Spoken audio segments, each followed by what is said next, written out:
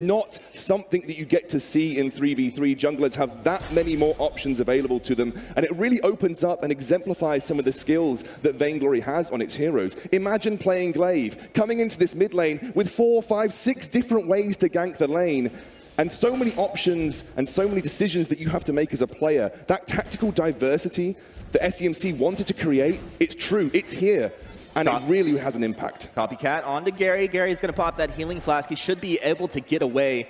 Now, Zekan, I know you're one of the guys that talked early on about proxy farming in 3 versus 3. We actually saw Gary going behind the turret here, doing a little bit of work. As far as the Scoundrel talked about, ganking lanes, you can come from any angle, but there's a lot more things you can do like that proxy farming. Yeah, absolutely. There's so many different strategies you can go with. Proxy farming, while still effective on 5v5, it is a little bit risky. There are more enemies that can collapse onto you, and even though you might be able to draw some enemies, you have to make sure your teammates are across the map taking advantages elsewhere. And speaking of those minion waves, the new captain minion inclusion allows you to properly control your minion waves. In 3v3, there was limited ways that you can control the minion wave. You could freeze, you could push that minion wave, but realistically, there really wasn't that much level of control.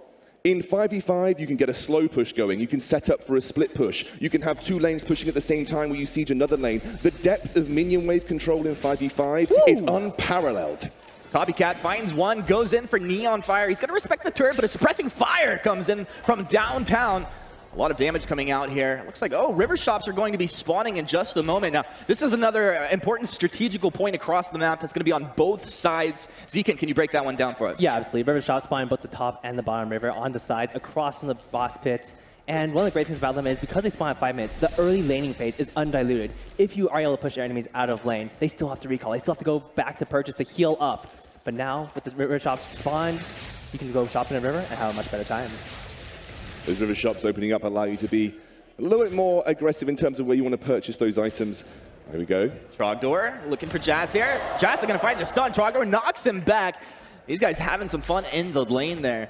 I mean, we talk about all the rotations you can have, but I see a lot of these scout camps across the map. I mean, it looks like these guys have a pretty good idea exactly of how they want to control the map using these. Yeah, scout cams, the new addition in terms of vision control. It allows you to place a permanent vision item that can get killed off by your enemies, but it allows you to control portions of the map in a way that you wouldn't have been able to in 3v3. Everybody can place them. No more we need vision pings for your captain. Everybody has control of the vision in 5v5. Captains can upgrade, captains can get more, but everybody is responsible for their own vision in some way, shape, or form. So it's no longer captains we need vision, it's team we need vision. I would like that as a ping. That would be a pretty nice one. Team we need vision. Team we need vision. That needs to be the first team that takes its way onto Hey, NA has a team vision. They might do pretty well here. Now, I'm looking at the builds across the board. We got a CP Saw coming in, a weapon Ozo? That's the most beautiful thing I've ever seen. Now, bang ring, Sean M, you've overstepped yourself. He will go down. He got saw by a scout cam. He had no idea. He just didn't take it out. Ozo had perfect vision. And you feel like you're safe here, right? Like, exactly. This is his turret side. This is his side of the river. And if that was a scout trap, that play would have never have happened because the scout trap would have got procced. Ozo had complete vision because of the scout cam that's in the brush. Absolutely, and one of the things about this match right now is with scout cams, the amount of vision you can control is incredibly important as we have another fight breaking out. Run the eco. Can he run from this? Yeah, he'll be just fine. Had his flask there, so he's right back into the lane. Just so much action. Yeah, as you're speaking about more action, there is more action. Yeah, Gary, anytime you rotate through this jungle, you are in danger. Core collapse, not going to land exactly how they would have wanted it, but Gary's going to be okay on this Grace. Imagine hitting 5-man core collapses. How ridiculous would that be? It will happen. It will happen. Just, I want to, maybe like the Finn pull into that core collapse right there. Now, Ordain's down. Bounces start to begin here. On to Sean. Big burst damage coming through. The Fearsome Shade on to 3. Sean wants some, but has he overstepped himself? Neon Fire finally rotating down from the top lane. Kind of pokes onto his opponent's area. He will force them off and then quickly runs down the river, giving him that move speed up towards his top lane. Now another bang ring finally coming up. Eco didn't respect his opponents and will go down. It's going to be 5-3 here early on.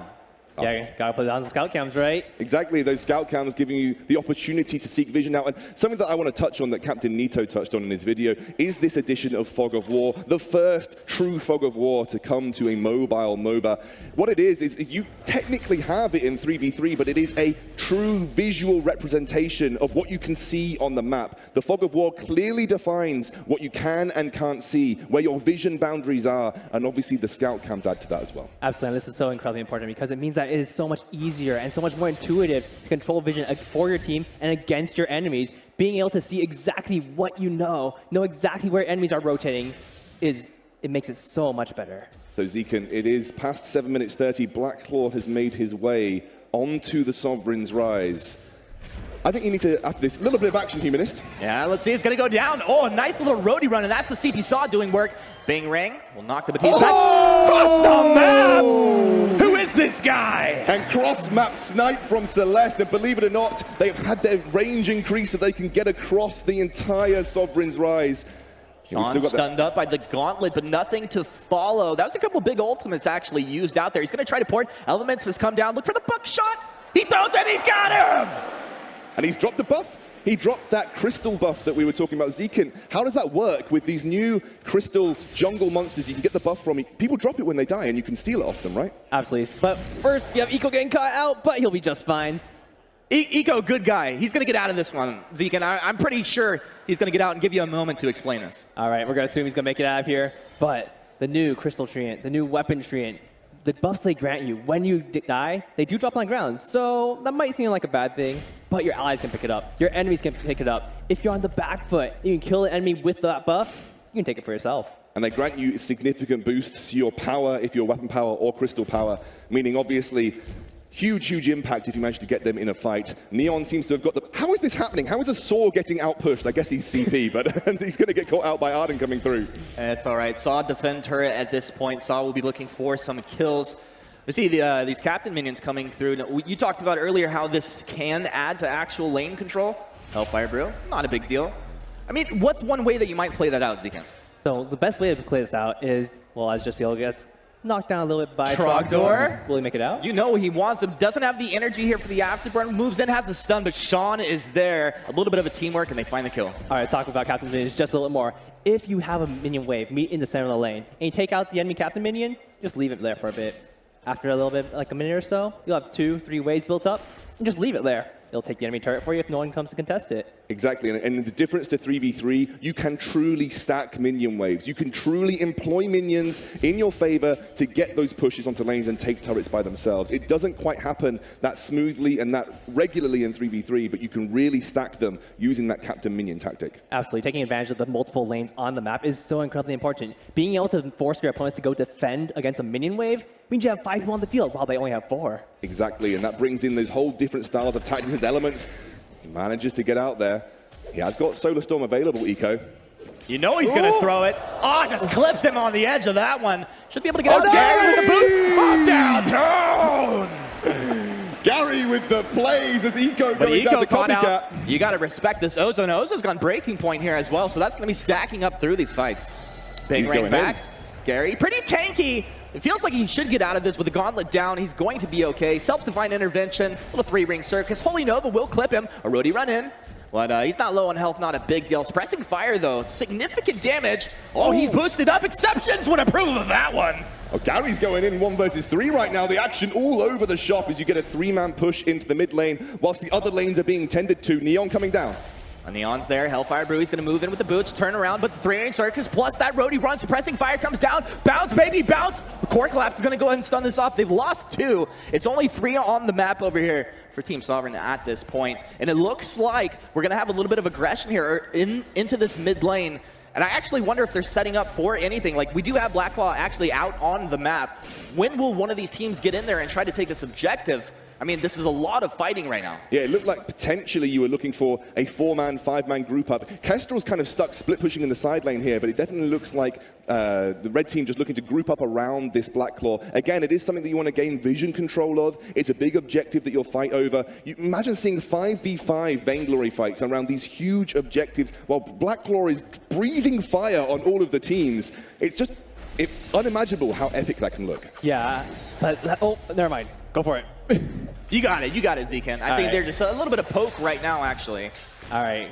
So one of the great things about 5v5 is also that because there are so many diverse strengths, oh, here it is, go for it! You got it, Solar Storm tears on through. Team Rise looks like they're in a bad place. Neon Fire, he's out for blood, and this guy doesn't matter. PBE, he wants some kills. They are able to get one Jazz down. Now they're gonna move in. Sparkling Rain stunned up, chopped down.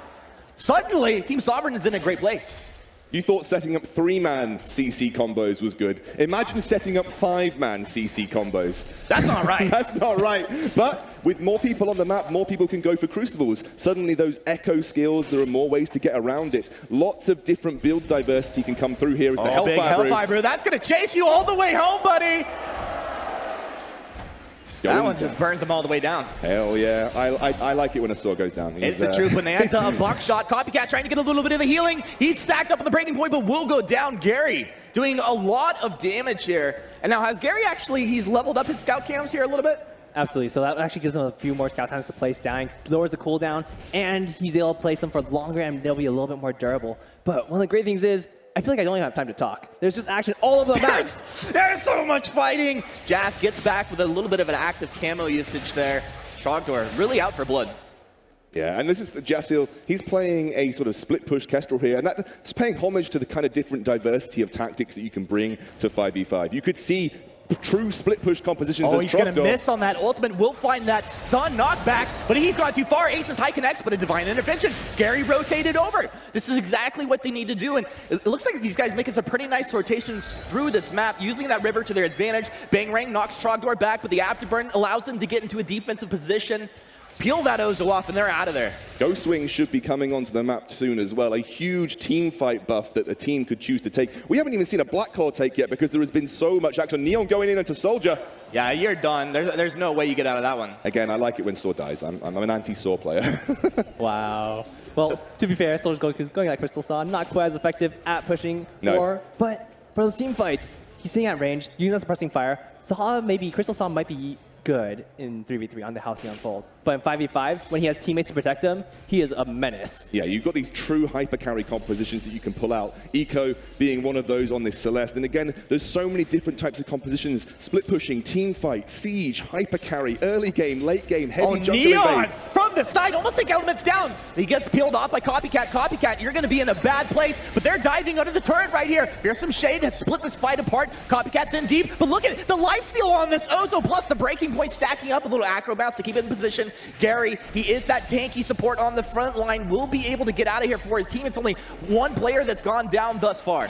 Yeah, and you were saying those 5-man CC chains, they're possible, but that being said, you have 4 teammates backing you up. Yeah, and again, it's so difficult to follow the action. Sparkling going in onto this turret, taking huge amounts of damage. They want the turret, but the Fearsome Shade will peel them off. The Fountain's used, keeping him alive just for a second. Copycat, you got to get back. You will not be able to do so. It's too much damage output, and look at the crit coming through here.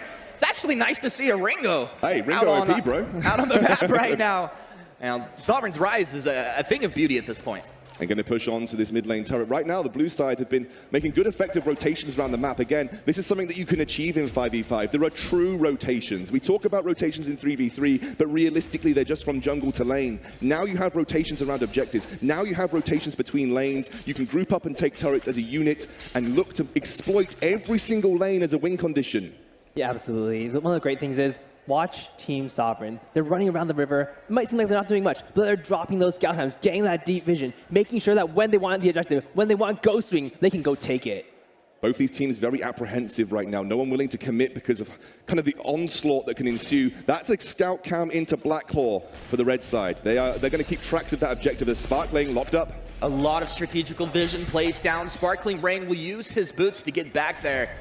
It's a defensive gauntlet down. Neon Fire, he's in deep. Ringo, a lot of damage, but a squishy hero. He's peeled off. The Ardent stays alive. Drops back in with the Vanguard. Solar Storm tears on through. Sparkling Rain still alive, but Acro Bounce comes in. The core collapse will peel Copycat off. Big benediction in.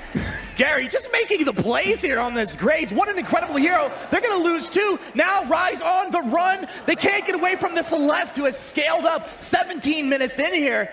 They're going to be able to take this gold camp on the back. Also, Ego, he's not afraid to be throwing these abilities into the base at this point.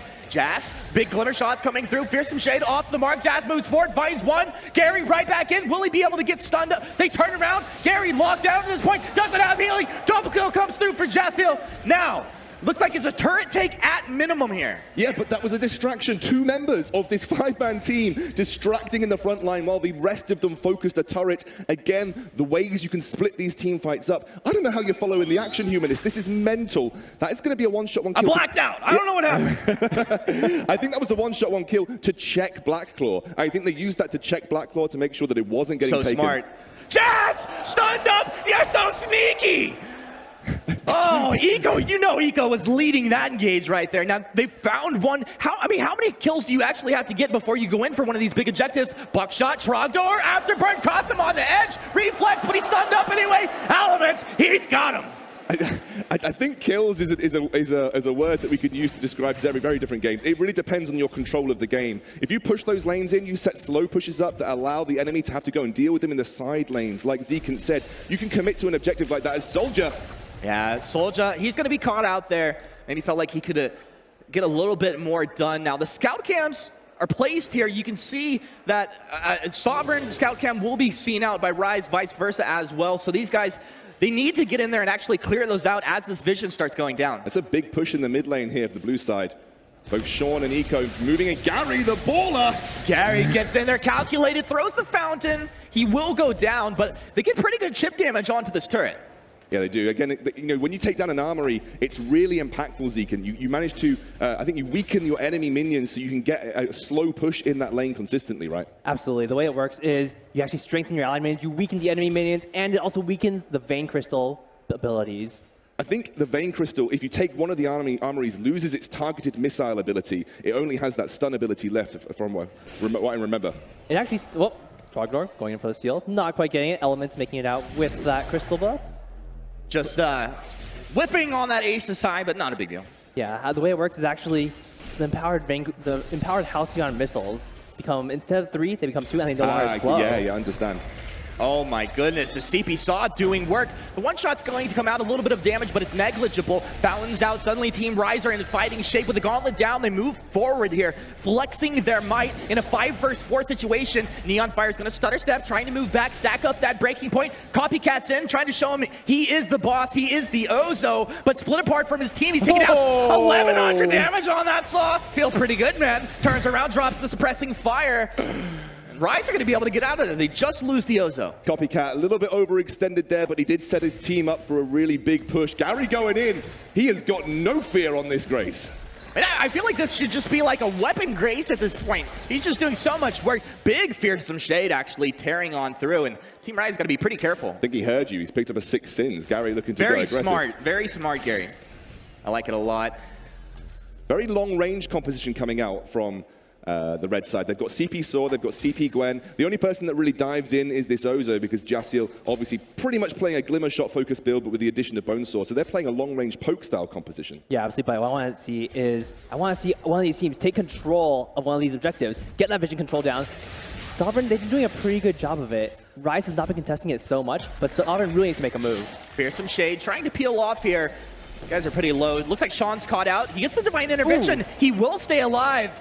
Eventually taken down. Huge burst damage potential. Gary stunned up. Free ring on through. And that's 2 kills. Suddenly it feels like there are a lot of things to take. Push, boys. Wow. So they have to go ahead and port back here. That turret's down. Trogdor is going to get out of this situation. This opens up a whole lot across the map. It makes it look like the blue side lost a lot in that team fight, but again, this is the diversity of 5v5. You can be that monster in the side lane, pushing those turrets by yourself. Imagine in solo queue, your teammates all over the map, but you're the guy taking the turrets in the side lane that needs answering. That's what it opens up. Suddenly, individual plays can be that much more impactful too. Here's the Blackclaw take.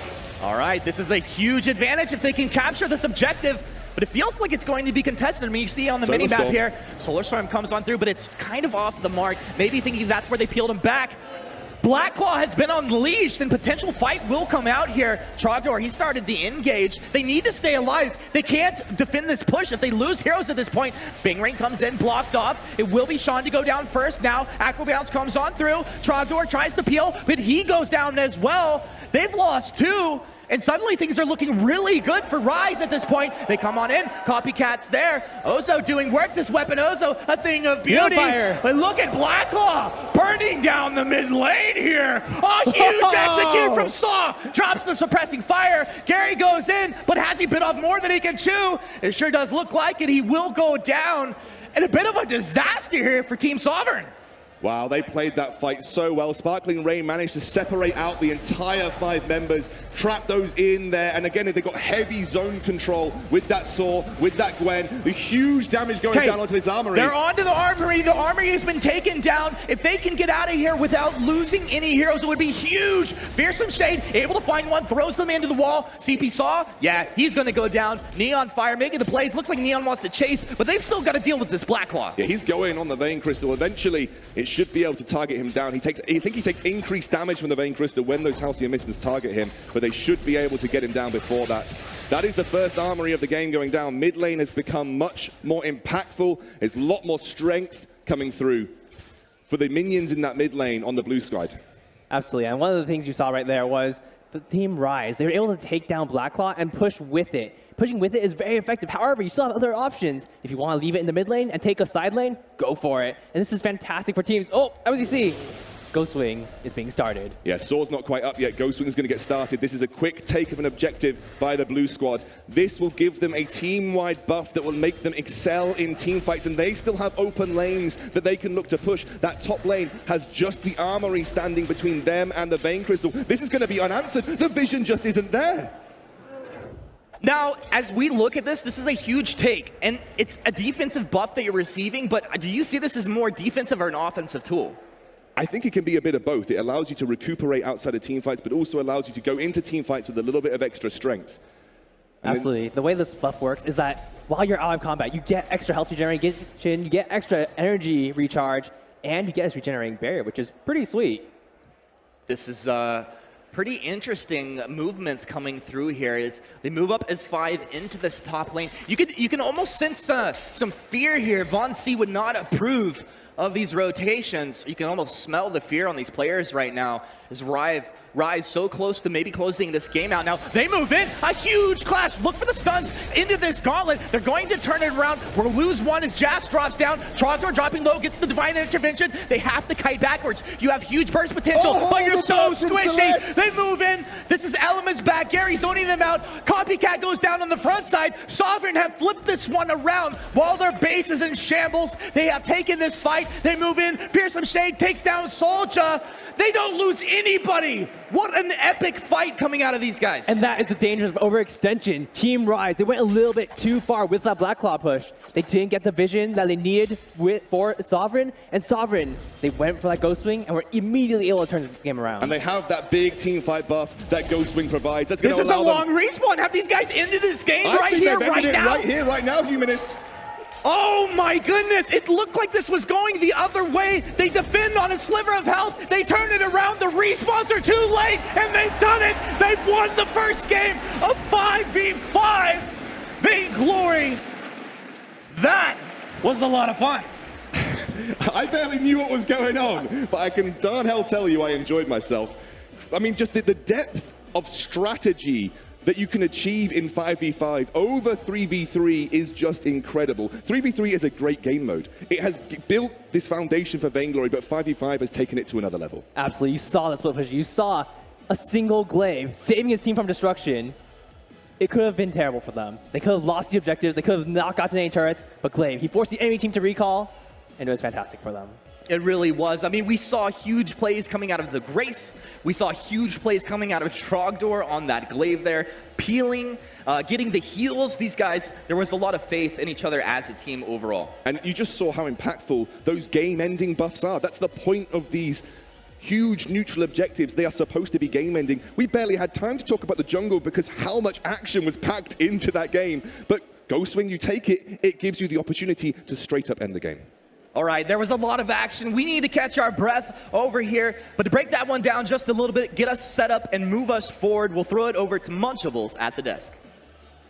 Thank you very much, Humanist. There is a lot to break down there. I will try my best, but this is the first ever Vainglory 5v5 that I've had the honor to break on down. I am, of course, joined once again by Playoff Beard, Suijay, and Iraqi Zoro. Guys, what a game. For the first game of 5v5 to be that explosive, what an absolute treat. Oh, it was a lot of fun. It was quite a bloodbath. And to think, you know, this was just the PBE players. This was, you know, no offense, but this was maybe like what you might encounter in rank queue. We still have the pros yet to come, and I'm so excited to see the level of play that they're going to bring onto the Rise. I mean, you talk about it being explosive. That's what I loved about the early game, is that it was action-packed.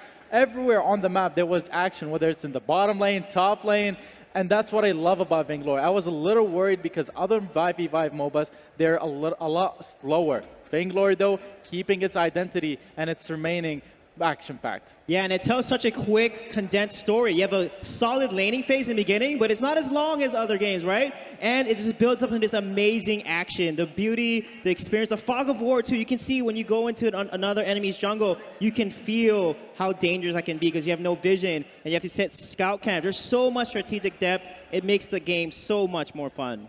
Honestly, it was an absolute pleasure to watch. So much was going on across the map. And honestly, it wasn't just the early game that was a bloodbath. Later on in the game, we saw some intense team fights as well. And you saw that 5v5 team fighting is significantly different to what you can expect in 3 versus 3. Now, we have a very special treat for you here today. We have on the stage right now Super Evil Megacorp's art director Chainsaw standing by. So I'm going to pass it over to Dan Gaskin.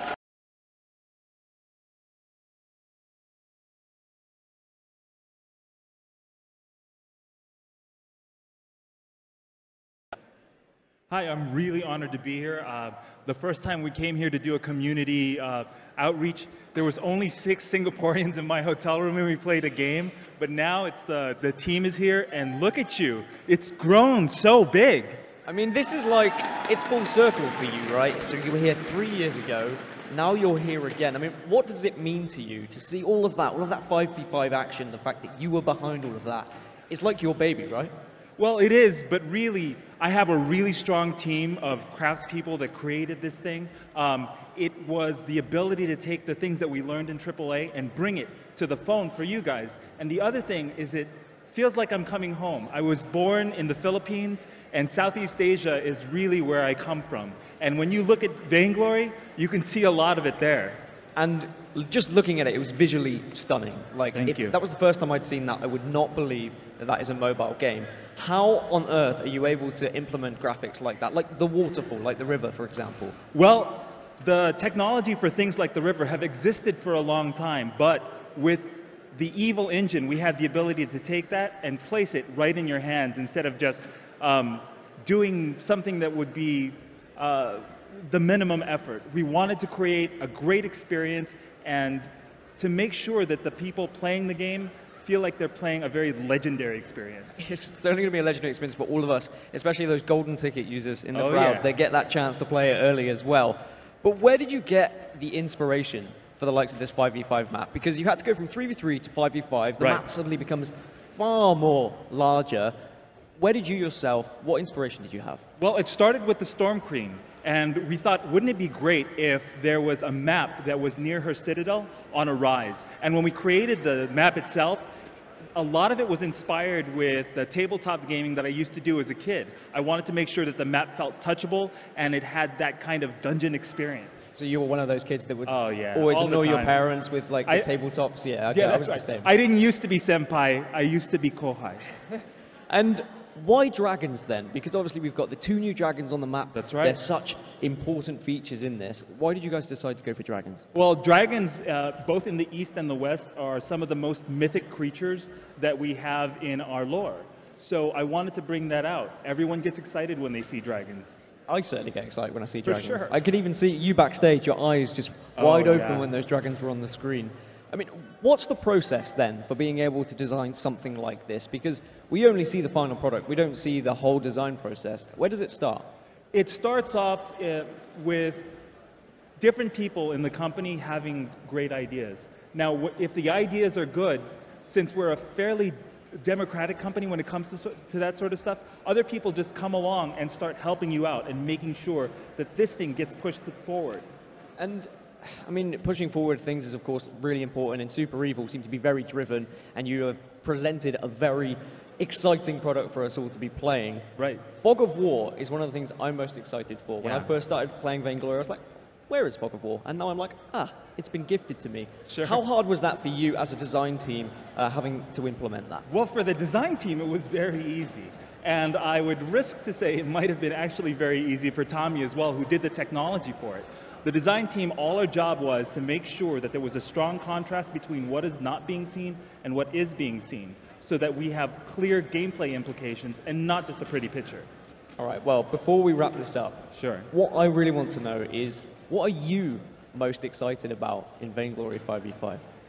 The thing that I'm most excited about is that we're able to create experiences now for 5 people against 5 people. And as you guys saw, there were a bunch of amazing plays that couldn't have happened in 3v3. And to be honest, look, Singapore and Southeast Asia, you guys are an inspiration to me, because it's like bringing all of the things that I learned here home. And I want to make sure when you guys play this game that the V in 5v5 stands for Vainglory. Words that I can live by, my man. Thank you so much for joining me here on stage. Another round of applause for Chainsaw. Thanks, guys. Right, we are going to send this one back over to the desk with Munchables, because I think you guys are ready to see some more 5v5 action. Thank you so much, guys. So much insight coming out from Chainsaw. We really do appreciate you being here. Now, let's talk a little bit more about 5v5, because we have some all-star games coming your way. We're going to be seeing the pros get their hands on it in just a couple of minutes. But before we get into that, I want to ask you, Playoff Beard, this has been a long time in the making, not just for the players that, it was announced a while ago, everyone's been getting excited. You've been at SCMC for what, 4 years now? This has been a long time coming. This must feel like, it must be unbelievable that you're finally here. Yeah, I mean, it's incredibly gratifying. I'm most just happy that the players get to be in this experience. We've co-created this game together. We've evolved this game together over time. And I think, honestly, what I was probably most thinking about as that first match was happening was kind of the mission of Super Evil. Mm-hmm. Like, we started out because we believed that mobile gaming could be more than slicing fruit and matching shapes.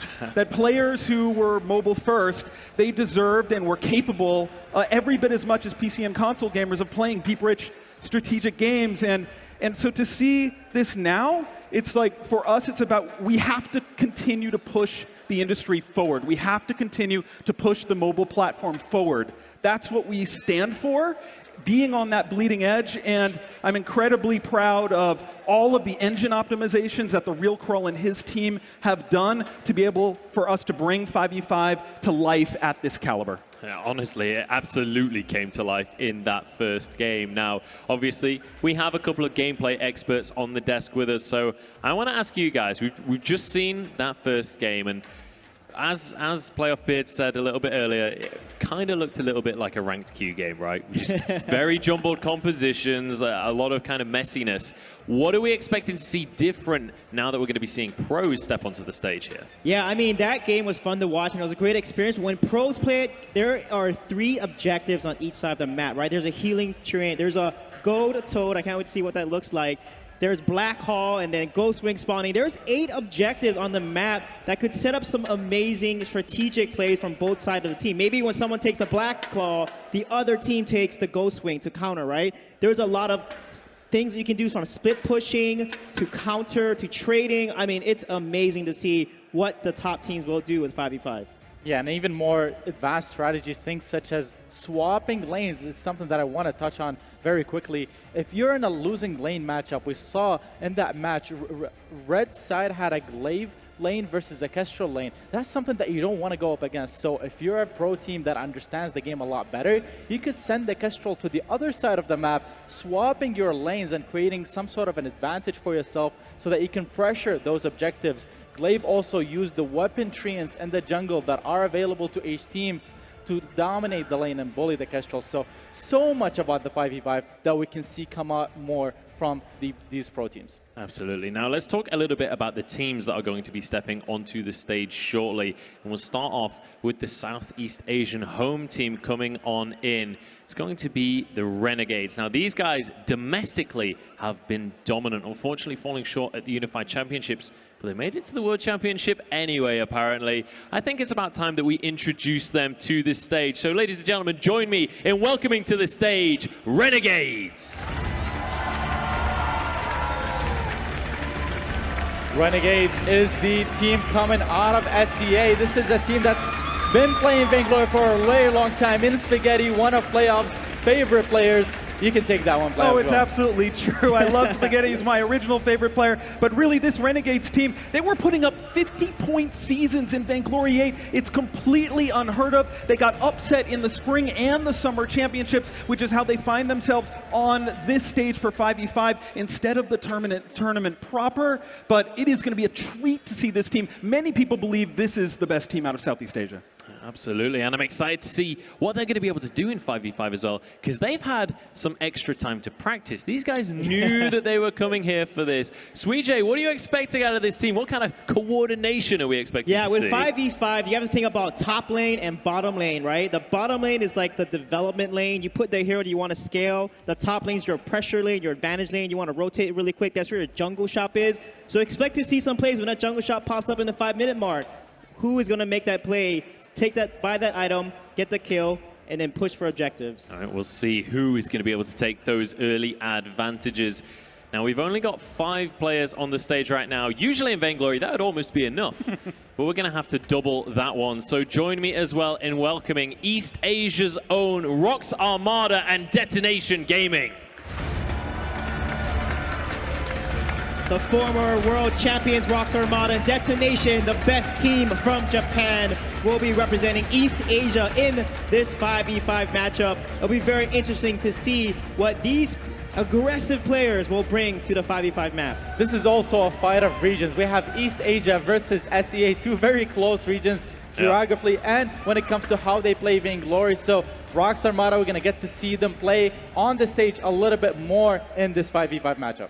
Yeah, I'm excited to see how this one is going to pan out, because I feel like there's not just is this one of the first ever games of 5v5 that we're going to be seeing live here by professional players, but also there's going to be a lot of regional pride on the line right here. Yeah, it's true. A lot of regional pride. These teams are representing their region, and it's going to be an International King of the Hill, where the winner of this is going to play North America. We'll see kind of who can come out of that, you know, and one of the things that I'm really looking forward to see is not all the roles, not all the positions fully translate from 3v3 to 5v5 with top, bot, jungle. You know, we saw some duo mid in the last game. We don't know what they're going to do. A player like Ingenious on Rox Armada, he's played, you know, carry, and he's played support for that team. So one thing I'm keeping an eye out is where do they deploy these incredibly talented players on the rise? That is going to be one of the big questions for me as well. There is no meta just yet. That's what we want you players at home to discover for us. Now, it's time to take a look a little bit deeper into this matchup that we're going to be seeing on stage. Southeast Asia against East Asia. Guys, who are the players to watch? Who are the real standouts on these two rosters coming on in? For me, it's definitely PKQ. This is the captain of the team. He's the newest addition to Rox Armada, now playing in this East Asian team. He's the team that's going to be, or he's the player that's going to be leading them forward, trying to get them play all the strategies, all the new drafts. For me, it's definitely going to be Renegades in terms of Spaghetti and Uni. Uni actually plays really aggressive jungle, so love to see how those two shape up the jungle. His hair's smaller, though. I remember him back from the Noble days. For me, it has to be Mango. This, of course, was the team that won the World Championship in 2016. Mango, for me, was the star of that tournament. His glaive was unreal, you know, with ganks coming out of everywhere. One of the things I'm most excited about for 5v5, all of the people here, all of the people watching at home, they're used to ganks only coming out of the tri-brush from underneath. Now ganks can come from anywhere, and I can literally think of no better better player in the world for surprise ganks than Mango. Yeah, and this is one of the big things, is these players, they have so much experience in MOBA, but in 5v5, suddenly things change a lot. So I'm curious to see how that knowledge, how that experience transfers into 5v5, how aggressive they're going to be, whether they'll be tentative here on the stage. Zoro, what are your thoughts on this? Another thing that I'm very excited for is East Asia are very well known for their lane pressure. In 5v5, if you're able to pressure a lane such as the mid lane or top lane, you're able to invade the jungle very easily, because at that point your laner is free to roam while your opponent has to sit and farm his waves under the turret. So East Asia, if they are able to replicate their regular style in this 5v5, they could have a huge advantage.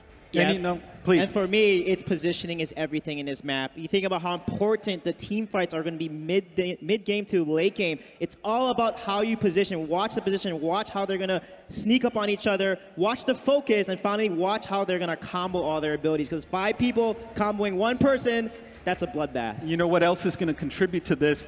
These engine enhancements on the Evil engine, the performance is off the charts. If anyone is going to pick up on that on 120 frames per second or greater, actually, honestly, in our playtesting situations back at the lair, they're going to take advantage of that and grab every little ounce of performance they can out of these devices to perform on the full, or on the rise now. Absolutely. I mean, if you can double your FPS coming in, maybe you can double your performance. We'll have to discover that.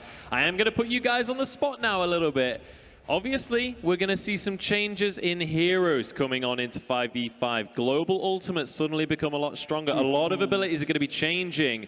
What are you guys thinking are going to be the really strong heroes coming into 5v5? Yeah, with Fog of War, which is so beautiful, Taka is so strong, and Flicker, Global Ultimates, are going to be what's going to really set apart a lot of these team competition. And Flicker, actually, from what I heard, is OP.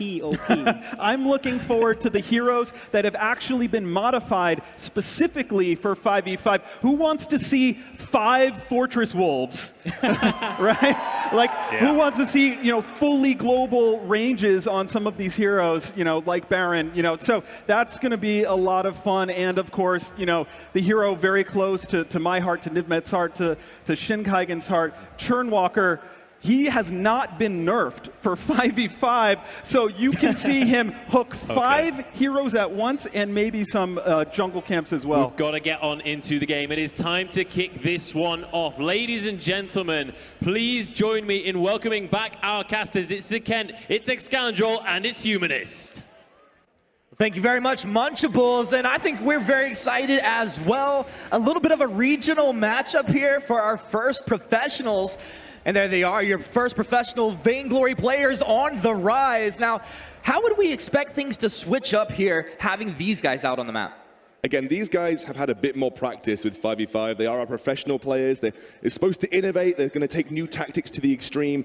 I know that the SEA guys have been playing a protect the spaghetti style composition. They have a split pusher. They have 4 members that are designed to help peel and protect spaghetti on this barrier.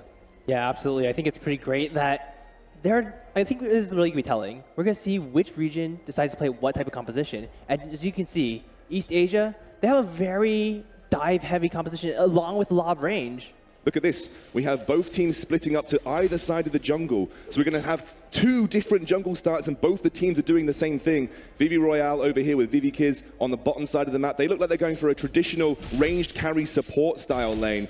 You're going to have Mango in the mid lane on Celeste. 1 camp taken by the duo top, it looks, of almost Koshka and Ingenious. I imagine one of those will retain their jungle position, but looks like they're potentially going to be sharing that jungle experience early on, and actually even more so with Vivi Royale and Vivi Kiz. Yeah, actually, you might have seen that compass rose in the middle of the map. It really helps you determine where on the map you are. We wanted to make sure when we were designing this map that no matter what you were doing, you would immediately be able to tell where you are in the rise. I mean, there's so much going on here that it kind of just helps you orient yourself, and I really like that as far as the overall design.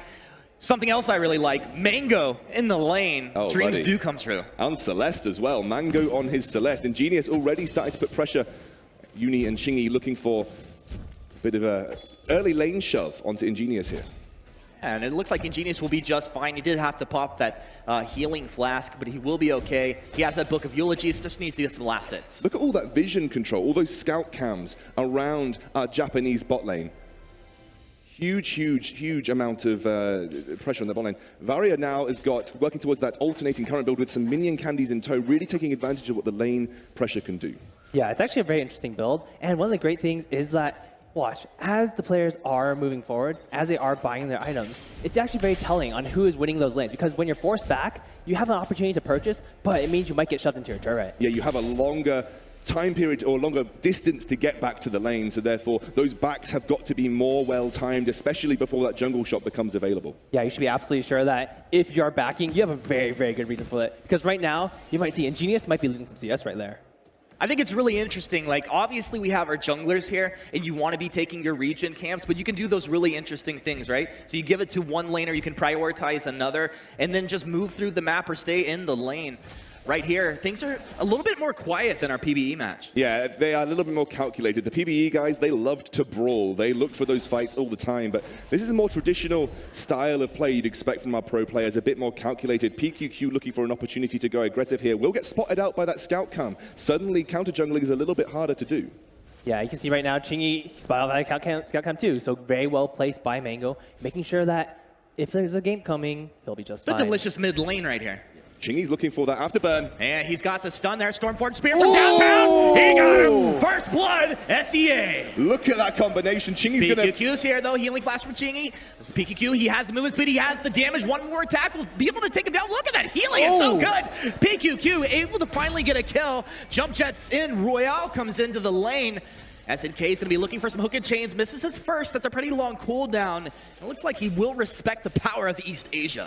East Asia has adapted really well. When they started off playing against SEA and Scrims, they were getting crushed, and they seem to have really adapted to how they want to play this early game. They are playing Vivi Roya on Baron. Now, Baron is a very strong hero in 5v5. You thought splash damage basic attacks were good in 3v3. Splash damage basic attacks in 5v5 are even more so.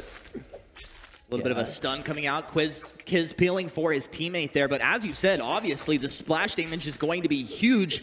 I would expect to see this SEA team kind of stay spread out to avoid taking that damage, though. Yeah, just look at the minimap, though. East Asia doing a very good job dropping those scout counts all across the map. Southeast Asia, they do have a couple on their side, but you do see they're placing a few more down. And it's really interesting seeing what the priorities are for both of these teams. This is what I mean about gank positions. Look at Chingy. He's coming in from almost next to the turret right there, looking for that opportunity to get an afterburn again onto Mango to give an advantage over to Spaghetti. Spaghetti is likely going to be the hero on Varia that they play around this composition. They might leave Vox in the side lane split pushing. I think it's so cool, especially with this fog of war. You can really tell exactly where and when your opponents will see you coming, as long as you do have a scout cam down for yourself and know that you're not being seen. These guys are just pushing it to the max, hanging out right on the edge of these walls.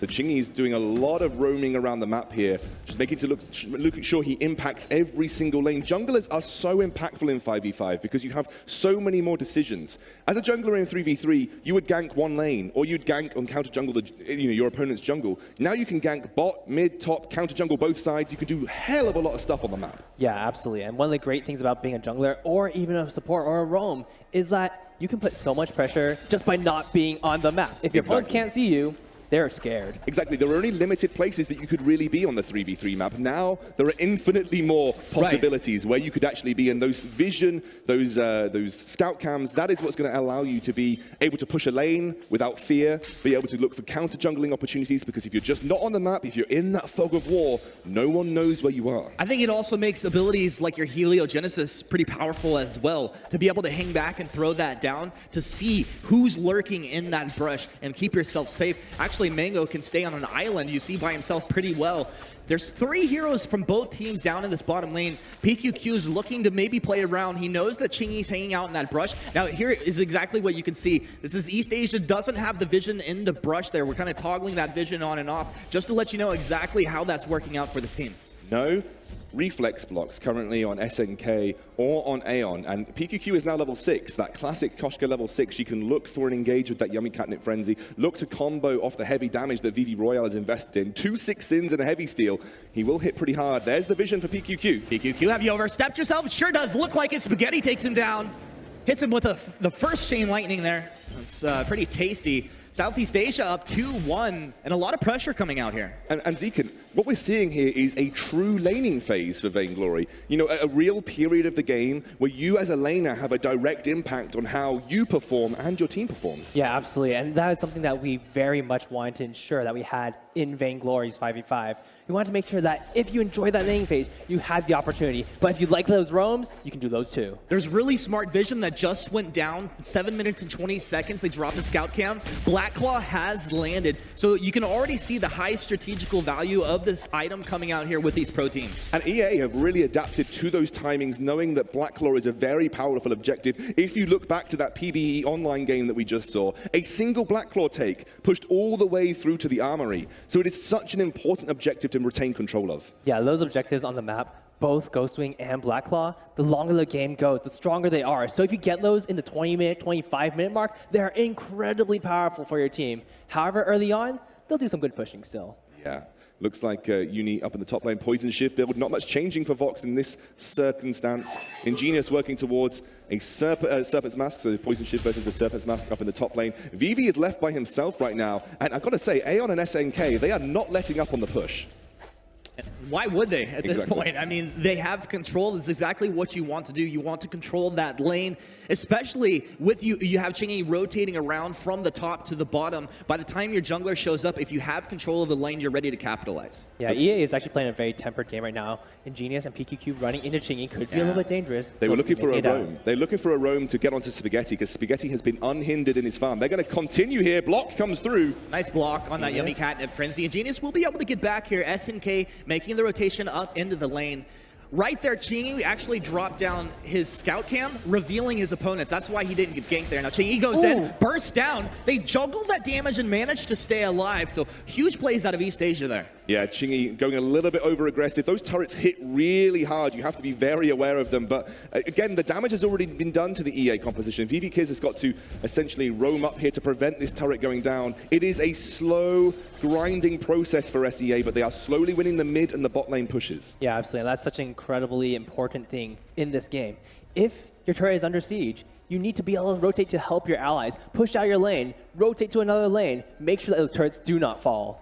Spaghetti with that chain lightning is going to continue to shove these waves. You thought Varia was good at shoving lanes in 3v3. She's darn good at shoving lanes in 5v5 as well. That she is. However, Vivica is doing some good work chasing down Spaghetti. Yeah, I think just a nice harass there. So, of course, when your laner does make it back out, suddenly he has the advantageous position.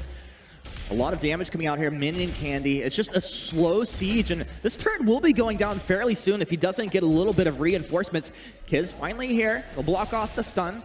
It's going to be quite all right for now. And they're not going to be diving just yet. Now, Trespass stun coming in, but the Fountain's out. Royal stays alive. PQQ is now here. Fearsome Shade peels them off. That was definitely a kill, but the Yummy Cat and Frenzy comes in. They got the stun. Now the chase is on. Porcupine Mortars, the splash damage. Aeon, you're in a dangerous place. Jump Jets, he will go down. That was going to be the Koshka picking up the kill there. A little Torment back. East Asia taking a lot of damage from the turret. They peel off. A nice engage. Yeah, but they have lots of commitment to this top lane and they get a turret for it. This is classic 5v5 strategy. You draw attention to a side lane and you take something elsewhere on the map. I've got to say I've been impressed with PQQ though, using that heavy movement speed buff that Koshka has to navigate this map, the very big expansive map that 5v5 is, to look to roam and impact, counter gank as well. He's been so good. Yeah, that's an incredibly important point. Being able to be at the right place at the right time is much harder in a 5v5. And Humanist, 100% kill participation for PQQ. He knows how to navigate, he knows where those pressure points are, and it's very intuitive. He's picked it up already. You're pretty good at math as well, Scoundrel. I do appreciate that, and that's one of the reasons, of course, we have you here. And, you know, another thing, we see a lot of heroes piling up in the mid lane. They make these rotations to top and to bottom so incredibly fast, moving with that River Uni, dancing around Ingenious, putting out the damage. We're going to look for an on-point. No, he jumps in Fate of Heart, just chops him down. Chingy made the rotation around the bottom side. That's where their vision was. Spaghetti as well.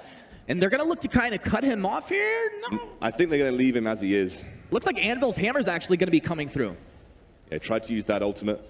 Couldn't quite find him, but again, you know, something that's very interesting to note is usually when you play in 3v3 and you're up against a Baron, for instance, it gets to a certain point in the game, you know you're just not in a good position. Wait a second, they're going for a mid lane turret take. What a quick rotation from EA, and SEA put on the back burner a little bit. Yeah, this is exactly what I want to see out of these teams. Being able to take advantage of their opponent's missteps. East Asia moving very quickly and rotating down. Great rotation from East Asia. Yeah, they have cut off the retreat. SNK's in a bad place. Can he keep himself alive? He's pretty tanky. No, he will go down. Now, all 5 of East Asia as a Solar Storm tears on through. They've taken 2 kills. Now what's the objective? And this objective-focused play is exactly what we want to see. They're bringing time so that even though Southeast Asia is able to push down the side lane, they're going to lose a turret for it. And the second-tier turrets are stronger. So East Asia, they're going to be like at the first-tier turret and potentially even defend their own. Yuki coming in here to defend against Chingy. And something that I wanted to touch on, you know, you go against the Baron in 3v3, at about 20 minutes, 25 minutes plus, you're saying, okay, Baron's going to be very difficult to deal with. Wait a second. Arc Recursion, they come on in. Spaghetti will take that one. Varia, incredibly mobile, huge burst potential. Stormforge Spear, they need to get back. Uni's going to go ahead and use that Sonic Zoom. Chingy's here for the peel. I doubt that they look to turn this around with actual damage. There's 4 from East Asia here. 532 damage on the crit. Now SNK, looks like we actually could have a legit team fight. Ion Cannon comes on through. Big damage onto Uni. SNK as well stands his ground. Trespass peels him over to the top side. He'll go down. They block off this big fearsome shade coming on through. And now the chase is on. Solar Storm only will clip to Spaghetti as their target. But Arc Recursion as he dances backwards. Huge splash damage. They won't be able to get a kill off of that one, but you can see the output, the damage output potential here. Look at the peeling that is going on for Southeast Asia. They are playing around Spaghetti, the afterburns, everything there designed to protect him. Yeah, but look at the gold difference. Southeast Asia is actually ahead. East Asia, they have the 8 kills. Southeast Asia, they have the 3. But the turrets that Southeast Asia has taken has given this such a big lead. Yeah, they've got huge leads in terms of turret takes at this point in time, and they have been able to push down all those different lanes. They're playing the map incredibly well. You know, they want to avoid fighting the Baron on, you know, head on. They want to be able to use the map to draw Baron to different areas. When you play against a Hypercarrier in 3v3, you have to face them head on to win the game. In 5v5, you don't. You can pull them one way, you can pull them the other, and you can exploit the map to avoid the win conditions of your enemy. Absolutely. As long as you're just one step ahead of your opponent, you have a huge advantage. You never have to fight them, but you really should. If you can get a big enough gold lead, you can go for those big objectives and really take advantage of the map. Now this is exactly what Southeast Asia can see. There's a gank happening here. Blast Trimmer coming out of the brush. They didn't see that coming because they did not have their scout cams down there. East Asia controls vision on their side of the map right now. It's a huge strategical advantage for them. Now, Zekin, I wanted to talk a little bit about Blackclaw here on the map. There has been no attempt to take this objective yet, barring a fight. Let's break this down here in a second. Mango jumped on. PQQ there, Chingy. That's not the afterburn you wanted, but he has the burst damage. They find a kill. Chingy's overextended. Handful Hammer's coming down. It's going to rain in across the map. Massive AoE damage coming out through the retreat back. They lost 1, they lost 2, they lost 4. SEA, huge plays. This is at least a turret and more. They could go for Blackclaw off the back of this. This is an easy rotate off the back of a turret take. They've got a long time before East Asia respawns, and Blackclaw will make his way to that mid lane and push down some more turrets. Absolutely, and this is going to be a huge step for Southeast Asia because the moment they take out Blackclaw, Ghostwing is also on the field. Normally, you'd be able to contest it, but this time around, Southeast Asia, they're home free. Why don't they kill the scout cam here? Did they just let that there? That was their scout cam, right? Oh, there was 2 in that. Oh, right. I think one of them timed out eventually. That's a huge amount of vision control around the Blackclaw entrances for Southeast Asia. It has been unleashed for the Southeast Asian team. They're not there to support Blackclaw right now, man. That dragon is badass. He's pretty badass. That dragon is tough, too. He's got the entire East Asia team on him. He's taking a lot of damage. Is this the multi-bait? Are they going for Ghostwing? Are they going for Ghostwing at the same time? East Asia knows this. There's a vision down all across, but they have to deal with its Blackclaw. That's where East Asia has focused. But okay, there's a push potential setup. We got 3 from SEA down in the bottom. You have 2 up in the top. A classic split push setup. I feel like that was a little bit of a mistake coming out from SEA. They had the opportunity to get both objectives, but they decided to recall. And if they pushed with that Blackclaw, they could have taken many more turrets and even potentially the armory. Exactly. They kind of wasted Blackclaw a little bit there. Maybe they didn't feel they were healthy enough to take EA on in a 5v5 with that Blackclaw pushing down as well. They tried to use that as a distraction to set up for this. They've split the map. It's a 2 and 3 split push right now. They're going to get the opening base of the final base turret in that lane as the rest of the SEA composition looks to push down this tier 2 turret in the bot. SEA so smart. They jump forward. They have the aggression, the mobility. They're able to take Ingenious down. Now they're onto the armory. But what is EA going to do? They're caught in a fight down in the bottom. They're able to take a kill. They want more more. That big blast streamer actually coming through, doing a lot of work here for EA.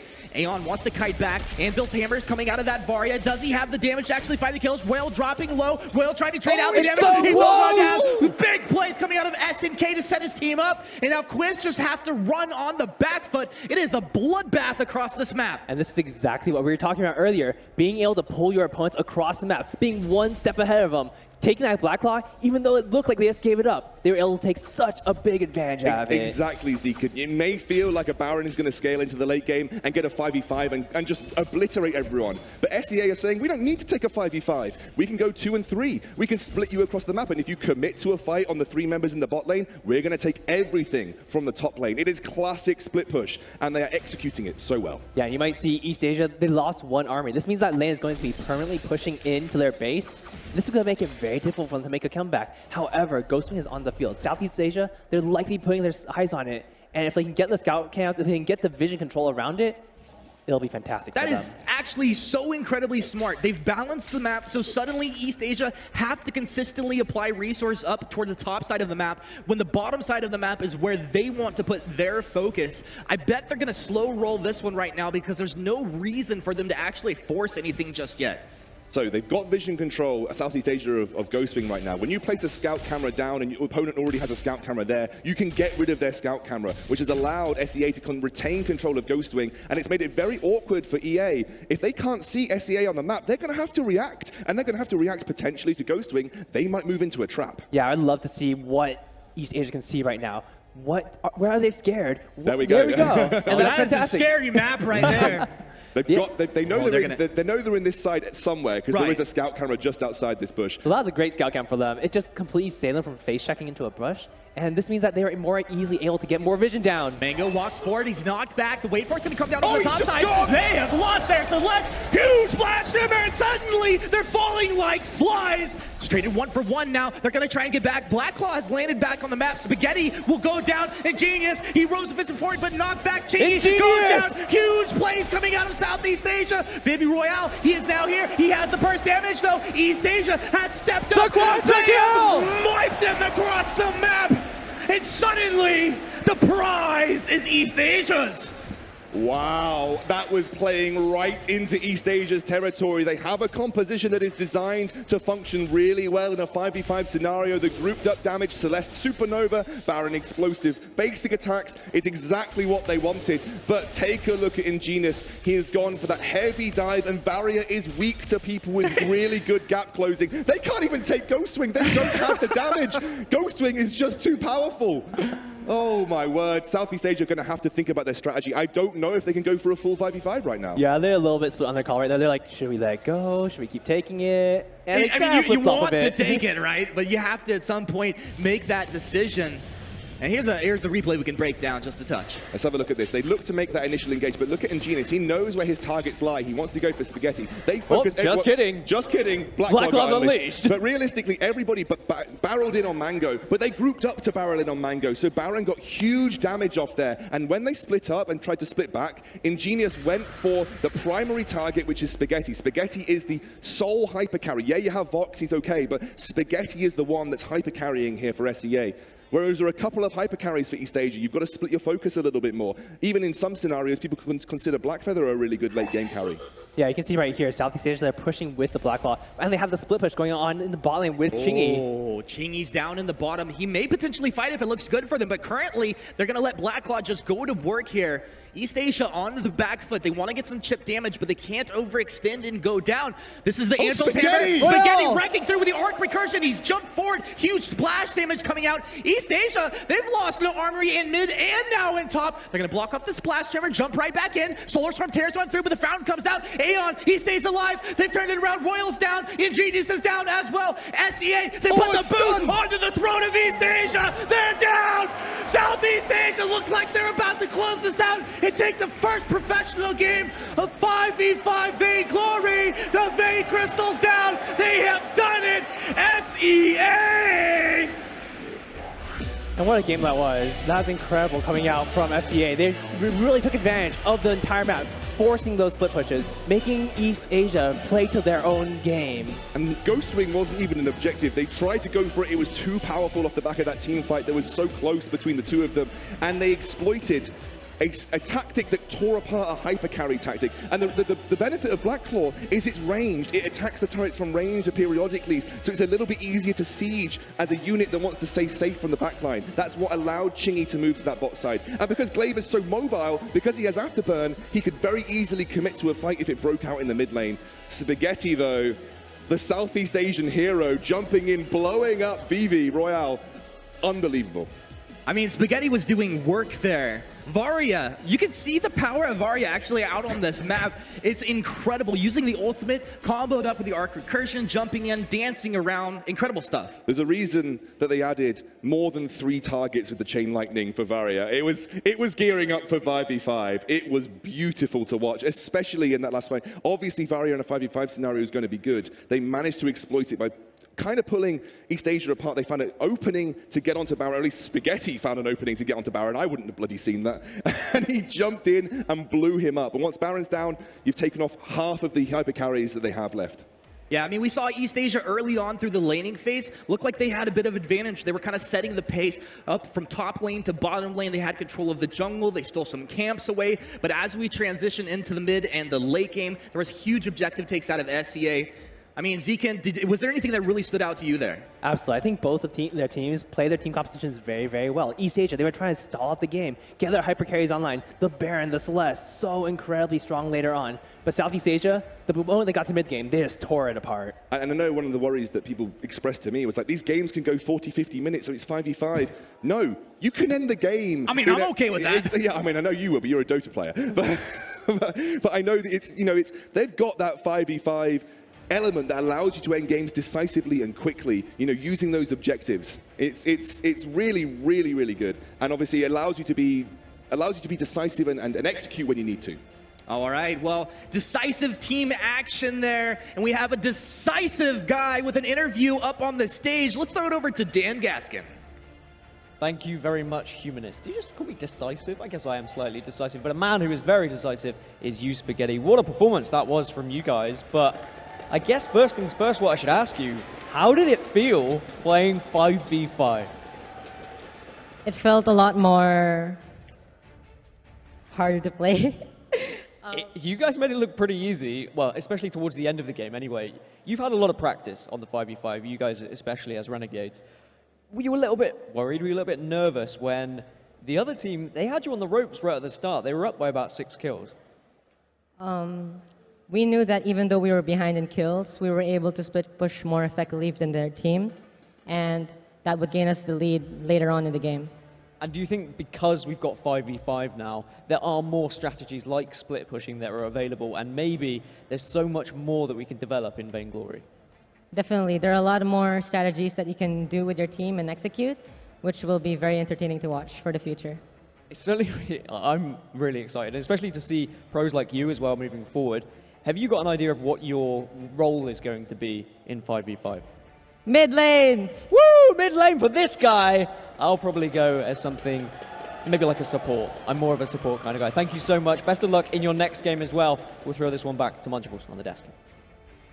Thank you very much, Dan, and Spaghetti, of course, as well. What a game we just saw coming out there. Some incredible team fights coming out from both of the squads, East Asia and Southeast Asia.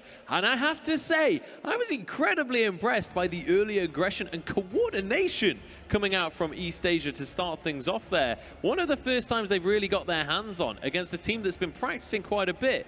They were able to really control that early game for quite some time. Yeah, Rox Armada and Detonation Gaming, they never had played 5v5 before they arrived here in Singapore for this tournament. So to see they're already playing so well, and you could see at moments, there was like one moment where they didn't pick up a red buff off the ground. They're just not familiar yet. So imagine what this is going to be like when they have more experience on the rise. Yeah, if that's just like first impressions, imagine the level that these teams can get to. Now, we do have a replay of one of the team fights in that game. And I tell you what, the team fighting from both sides, Southeast Asia and East Asia, was just phenomenal.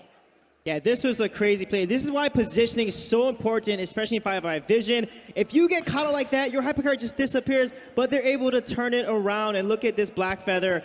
Engineers right on Spaghetti, the hypercar. You have to take care of that VAR because she can carry so hard. And the fountain comes out just in the nick of time. And you can see they just turn it around. Churn Walker isn't able to save Varya. They get the ace, and then they win that fight. It was a beautiful fight by East Asia. Their rotations were so solid. The first ever quadra kill in Vainglory 5v5. The first ever. And that's why Varya was actually the hero that I wanted to see in this 5v5. She has the global ult, which works perfectly in the bigger map. She has really good lane pressure, and she has a lot of mobility to set up these initiations and to also set up these split pushes. So Spaghetti performed phenomenally on this new hero on the update of 2.11. Yeah, absolutely. And I mean, we talked about East Asia being well coordinated. Obviously, you could see them winning that team fight there.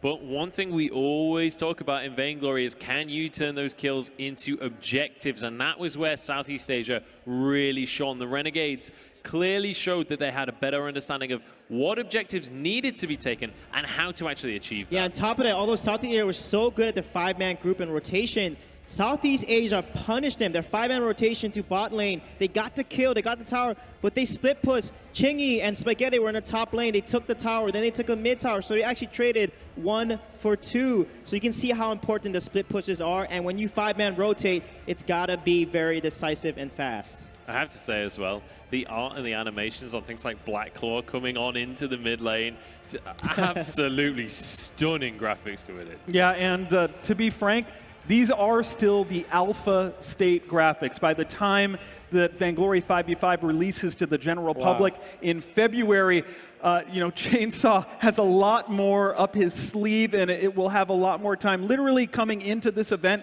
every single day, the production team and the art team were adding in more and more things. I'm sure a lot has already happened just this weekend while this tournament has been going on, and come February, we have more surprises in store. All right, well, it's about time that we introduce the next opponents coming in here for Renegades. They managed to win the first game, and this is a King of the Hill. So now the North American side is going to step up. Let me introduce to the stage Team Solo Mid with Shin Kaigen.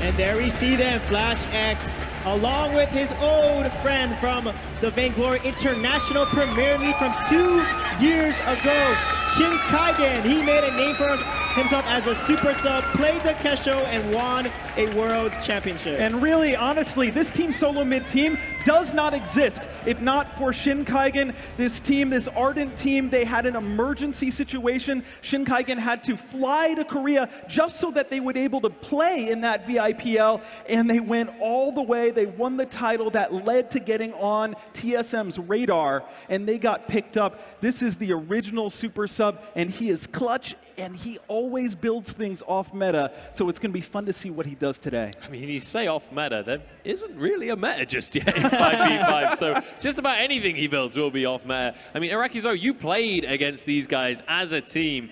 This is a team that you've got to be scared coming in. Yeah, I mean, the reason why I'm so excited to watch this team play 5v5 is because both Shin Kaigen and Flash X are so known for their creative strategies, their creative rotations, and their creative compositions. So what they're going to be setting the meta for 5v5, like you guys are talking. What sort of aggression are they going to try to pull off with Von C, who's also on the team, a player that plays so fearlessly. So I'm very excited for this one. Absolutely. I cannot wait to get on into this next game. North America against Southeast Asia. Let's take a look at the team lineups for anyone who missed game one. And so we can introduce our North American players a little bit more properly. Who are the guys that we really have to keep our eyes out here for? I feel like Shin Kaigen has to be one of the standouts. Yes. It has to be. For me, it's Flash X, because he definitely watched the previous game, took a few notes, and is going to implement some nice macro strategy stuff to this match. For those who aren't familiar with this kind of Hall of Famer, this legacy player, Shin Kaigen, he does have signature heroes. He kind of focuses on one hero at a time. It originally was Kestrel, which led him to the VIPL title. More recently, Lance and Lorelei are his mains. So if he gets his hands on either of those heroes, watch out.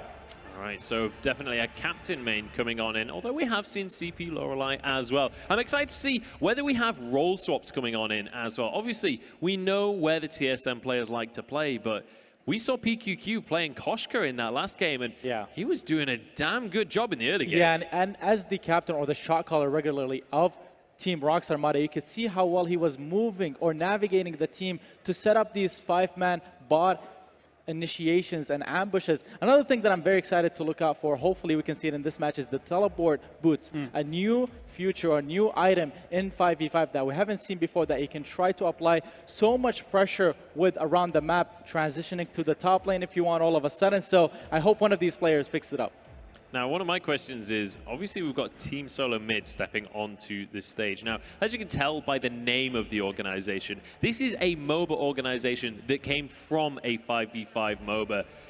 There's potential that they've been chatting to the players in other games and getting some strategies. This could be an exceptionally well-prepared roster coming on into the tournament. Yeah, it's true. And, you know, honestly, everyone at Super Evil, we started out as PC and console players, and that's what we want to do, is bring an experience that is every bit, you know, as deep and intricate as you expect on PC and consoles. So any of those strategies that they might be able to discuss with their brethren, say, from League of Legends, that stuff will apply here, and they'll be able to use it to their advantage. Yeah, it definitely will take some translation, different objectives, different timings, but definitely the theories there could definitely make some serious marks on this series. Now, we're getting close to jumping on into the game. I want to ask you guys whether we have any kind of predictions of what we're expecting to see coming out from Team Solo Mid. Obviously, we've just seen Renegades. We've seen that they clearly know how to teamfight. They clearly know how to control the map.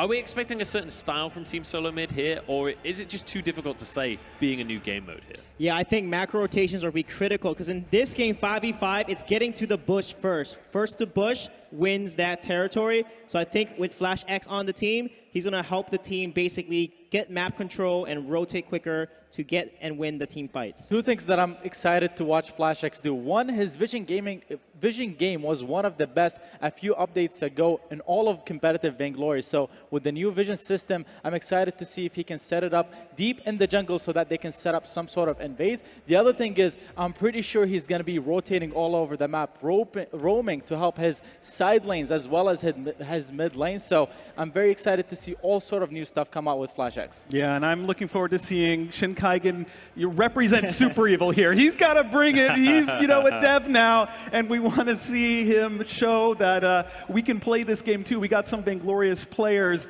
back at the lair. The weirdest thing though, guys, like that Championship Catherine skin that says World Champion Shinkaigen on it, that predated this moment. This was not planned. For all we knew, TSM would have been in the grand finals of this tournament. So it's kind of eerie. My prediction is Shinkaigen MVP, because it looks like it's just all lining up that way. All right, we'll see if that is going to be the case once we get on into the game. Now, before we do jump on into the game playoff period, I do want to ask you, as one of the people that has been developing the game, one of the insiders on this one, I do just want to have a quick little recap of something that Chainsaw mentioned earlier. What is Sovereign's Rise? Where is Sovereign's Rise in the game? Sure. So we're on the Storm Queen's turf now, and anyone who reads the Sugar Venom lore knows that character's backstory, but... I actually have to cut you off there. It is time to get on into game. Production is telling me that we have to kick this one off. It's game number 2 here in the King of the Hill. It is time to see some more 5v5. North America versus Southeast Asia. Let me pass it back to the casters. You're a powerful man, Munchables. I would never dare cut off playoff period like that. But, I mean, we were up here, we were talking about some of our favorite things that we've seen out on Sovereign's Rise, and look at it. This is one of my favorite things. That is tasty as tasty can be. I can't believe that's on mobile. Like, that's just unbelievable. It's just beautiful. Well, it's happening. You can't deny reality. No, we can't indeed. Flashx is on Jewel here. Shinkaigen on Lance. Vonsi's going to be on Rona. Best Chuck will be on Gwen, looking to play a CP Gwen, and again, Buckshot, more impact now. There are 5 members you could potentially catch in that spread. Let's see where these guys decide to play.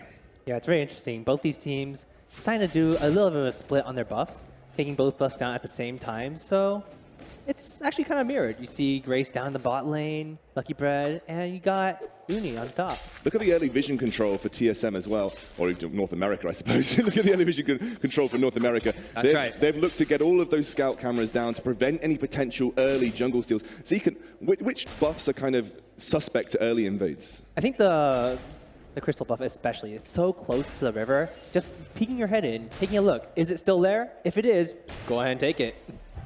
So Weapon Gwen, obviously pretty good at bursting people down, but it adds so much to have this CP Gwen here. You can hit buckshot onto all of these heroes, just do huge chunk potential. Shin Kaigen will miss on that first impale, but a Githing wall will land. I can't even imagine to have these huge Githing walls come out now. Flash, defensive rocket You lead there. You get away from my Shin Kaigen. Just for the lulz. Lucky Bread now heading down. Looks like they're running almost a double support strategy. So double roam coming out for the North American team. You're going to have Lucky Bread on this Grace and Shin Kaigen on the Lance. He might actually be running for something. Not a very supportive build there. He looks like he's running for a more aggressive Lance build. Maybe building towards Spell Sword as we get some action opening up early on. Yeah, Von C lighting up over here, starting with that foe splitter, getting in, getting back. Lucky Bread's going to use those boots to go ahead and reposition. And he's got that Protector contract out here. That's also pretty good value as well, right? Like any ally you have, you can throw it on more heroes now. Yeah, I really enjoy how these two teams already have a little bit of a meta going on. They both went with a very similar jungle rotation at the start. And, I mean, there's a little bit to be said. They were screening against each other, and they have an idea what they're going to do. Chingy using that afterburn. He's going to go ahead and knock Flash back. It's really cool to see Flash playing this offensive jewel here.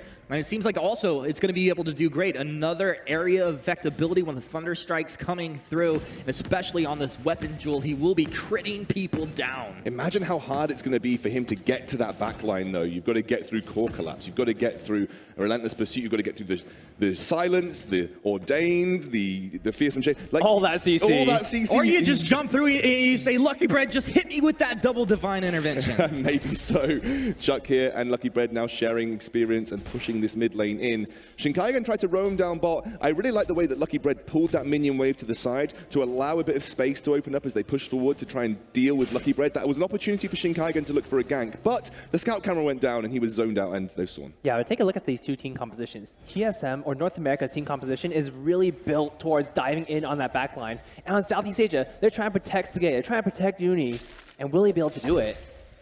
Yeah, they've got a heavy amount of protect there, and again, Uni on this Vox, he can stay in a side lane and push if he wants to, but he can again join the team. Two different carries that you're going to have to pay respect to. Very similar composition to previous, it just Spaghetti is on Celeste, and this time SNK is not on the Churnwalker, he's on the Catherine instead. I'm watching Chingy here, and occasionally he's making the rotation on the opposite direction of the river. It feels like it could be a little bit of a problem for him. He's actually on this buff camp here. Now this is going to be a big deal. Whoever's going to secure this grabs it. And I think it goes over to... Celeste. Actually, yeah, it did go over to Celeste. This is a great buff for Spaghetti here. Yeah, again, boosts that CP power of a CP hero. That's a really good invade. And the SEA team, especially Chingy, isn't afraid to move in to the enemy jungle, to look to take camps away. He did it on the healing camp. He's done it on the crystal camp now. Yeah, it's actually incredibly important. You might look at Southeast Asia's side, and they actually don't have many of their jungle camps taken down. North America, all their camps are gone, but a lot of those went to Southeast Asia. Speaking of the jungle camps, Zekan, what are the respawn timers on the jungle camps, just so people know how to plan out their jungle paths? So the normal jungle camps respawn every 100 seconds. However, the buff camps respawn every 160. But that may be changed. It may be changed. Again, we've talked about it. There is still 2 months to go until we actually fully release 5v5. Lots of things will change. Models might change. For instance, there's talk about, obviously we know Battletoad is going to be the gold Treant that is now there. You might see changes to the Treants with the buffs. Lots of things can change at this point in time. Just don't touch my Ozo. Don't touch your Ozo. I won't touch your Ozo, I promise. Might buff him, why not? All right, my man. All right, but one of the interesting things right here is both of these teams are playing very slow and very measured. In their scrims, I was watching a couple of them, and they actually rotated out of mid lane quite often, trying to get those ganks on those side lanes. Yeah, it's interesting that really we're seeing what is essentially a 2-on-2 in all lanes, but you have a member. Usually it's the sort of the perceived jungler rotating out of lane, taking jungle camps when they can. It looks like they're actually splitting pressure across. Oh, they found Teza here. Shin Kaigen's going to be looking for that impale. It's off the mark. Von C putting out a lot of damage, though. The Ordain comes out. Those bad mojos. Teza just stands his ground. It's a pretty nice sustain for him. He hangs out in the lane. SNK just ready to peel. Look at that championship Catherine skin, too. That's pretty hot. Well, you know, Ooh. you watch the stream, you get it for free, my friends. Seems good. Seems good, man. All right, looks like North America trying to defend their bot lane against Southeast Asia's aggression, but this does mean Uni on the top lane is completely open. Yeah, I think North America looks to make a play, but Chingy has been all over the map. He has been a roaming god on this glaive. Left, right, and center looking to impact somewhere. Uh-oh. Another NPL. Vainglory jumps on in. He's going to start the spin. Teza looks like he's in trouble. Are we going to get our first blood? There you go. North America starting off hot. Wow, 3-man rotate set up by Shinkaigen, capitalized on by Lucky Bread. That chain CC coming out, and no fountain there for SNK right now. Wasn't able to save him beyond that healing flask. As Vainglory overstepped himself, a big Githian wall. SNK has to drop down. Chingy's okay. They don't want to get rooted out, so they kind of back up, reposition, but Vainglory moves in. No fear, just fight. Blows up in his face. Chingy finds the knockback onto Shinkaigen. You see the protector contract coming out of SNK, allowing Chingy to hang out on the front side there. They are potentially being cut off, but I'm not sure Spaghetti wants to fight just yet. They also have the scout camp, so they know exactly where they are. Shinkaigen, he's been knocked back. Is anyone going to flank? SNK doesn't. Solar Storm flies on through. Another Githian wall into the impale. Shinkaigen, he's dropping incredibly low, but so is Chingy. Lucky Bread potentially getting in for the kill. Nah. Holds his ground. That's the fountain out of Lucky Bread, though, and a large cooldown. And SNK bought a fountain in the jungle shop through the middle of that engage to keep Chingy alive in that scenario. Look at this, though, SEA, what they do best, just trying to push onto this turret. They know that objectives are more important than chasing for kills. And this is what they were so good at versus East Asia. East Asia might have had the kill advantage. They might have sought those skirmishes, but they went for those objectives. As Tezzaboy does spy out Lucky Bread heading down towards him. There was a scout camera in the river near Ghostwing, and obviously they managed to see him come down. Absolutely, and one of the great things right here is North America, you see, they have 3 members on the bottom side of the map. Southeast Asia, they have 2 on the top. And it's really up to these teams to rotate properly, figure out where their opponents are going to be, and defend against all these pushes. Zeke, and I want to talk about this as Flash clears out this wave near the turret. You've really made it consistent, jumping across walls. Everything's symmetrical. There's no differences in walls across the 5v5 map than there was in 3v3. Everything is designed to be sort of consistent about what you can jump across, right? Absolutely. One of our big goals was to make sure that there are very clear abilities that will make it over the wall. The ones that look like they will absolutely make it over. The ones that don't will definitely not. It's very straightforward. A lot of damage coming out here down in the bottom lane. Vainglory hanging in there, Benediction and Lucky Bread to jump forward. They want to get one of these targets, but SNK disrupting the engage continuously. Once again, Chingy, this is the guy that you keep talking about, making the rotations from lane to lane. He's looking for best chuck, but this Squid's pretty hard to take down. He goes in, they'll get a little bit of this chip damage onto the turret, and slowly but surely, they're doing pretty good work here. Chingy really likes that gank location for Glaive, sitting just near the North American turret in the mid lane, looking for an opportunity. Actually, Vainglory's going to have to be careful here. He is level 8. He's got a level advantage over his opponents. Shinkaigen's coming down. Shinkaigen will be looking for the setup. Lucky Bread dropping low, but has the fountain. Shinkaigen knocked back. Vainglory has the damage. Big impale to come out. Look for Shinkaigen to get a big Githian wall out here. Solar Storm comes on through onto 2. Shinkaigen sets it up for Vainglory to knock it down. Lucky Bread dropping low. That is not the key target for SEA to take down. Shinkaigen, time for rolling. Finds the stun, knocks SNK back. Suddenly, 4 of North America find themselves in the bottom lane. I don't think the bottom lane is done quite yet. They want to take down this turret. They have 3 members rotated down. She can't really engage. She is way too low. Another big impale coming out. This weapon lance doing work. Also with the spell sword as well. A lot of cooldown. And I like this build. Shinkaigen known for these very fun builds. And NA standing their ground, getting damage down onto the turret. They haven't drawn the aggro, so they're doing just fine. SEA stands their ground. Tezzaboy finally making his way back out into the lane. He's got the Ordained down to Lucky. Holds his ground. Shinkaigen sets it up. They find another kill. North America's up 3-1, 10 minutes in. And that is our super evil Medcorp world champion right there for you. Oh my god, I mean, if you're good at Vainglory, I guess so. Shinkaigen will go down, cursed by Zekent himself. I guess I jinxed him just a little bit there. You're pretty powerful yourself. Something I want to talk about that's interesting with the defensive itemization here in 5v5. In 3v3, it can be quite straightforward as SNK face checks here.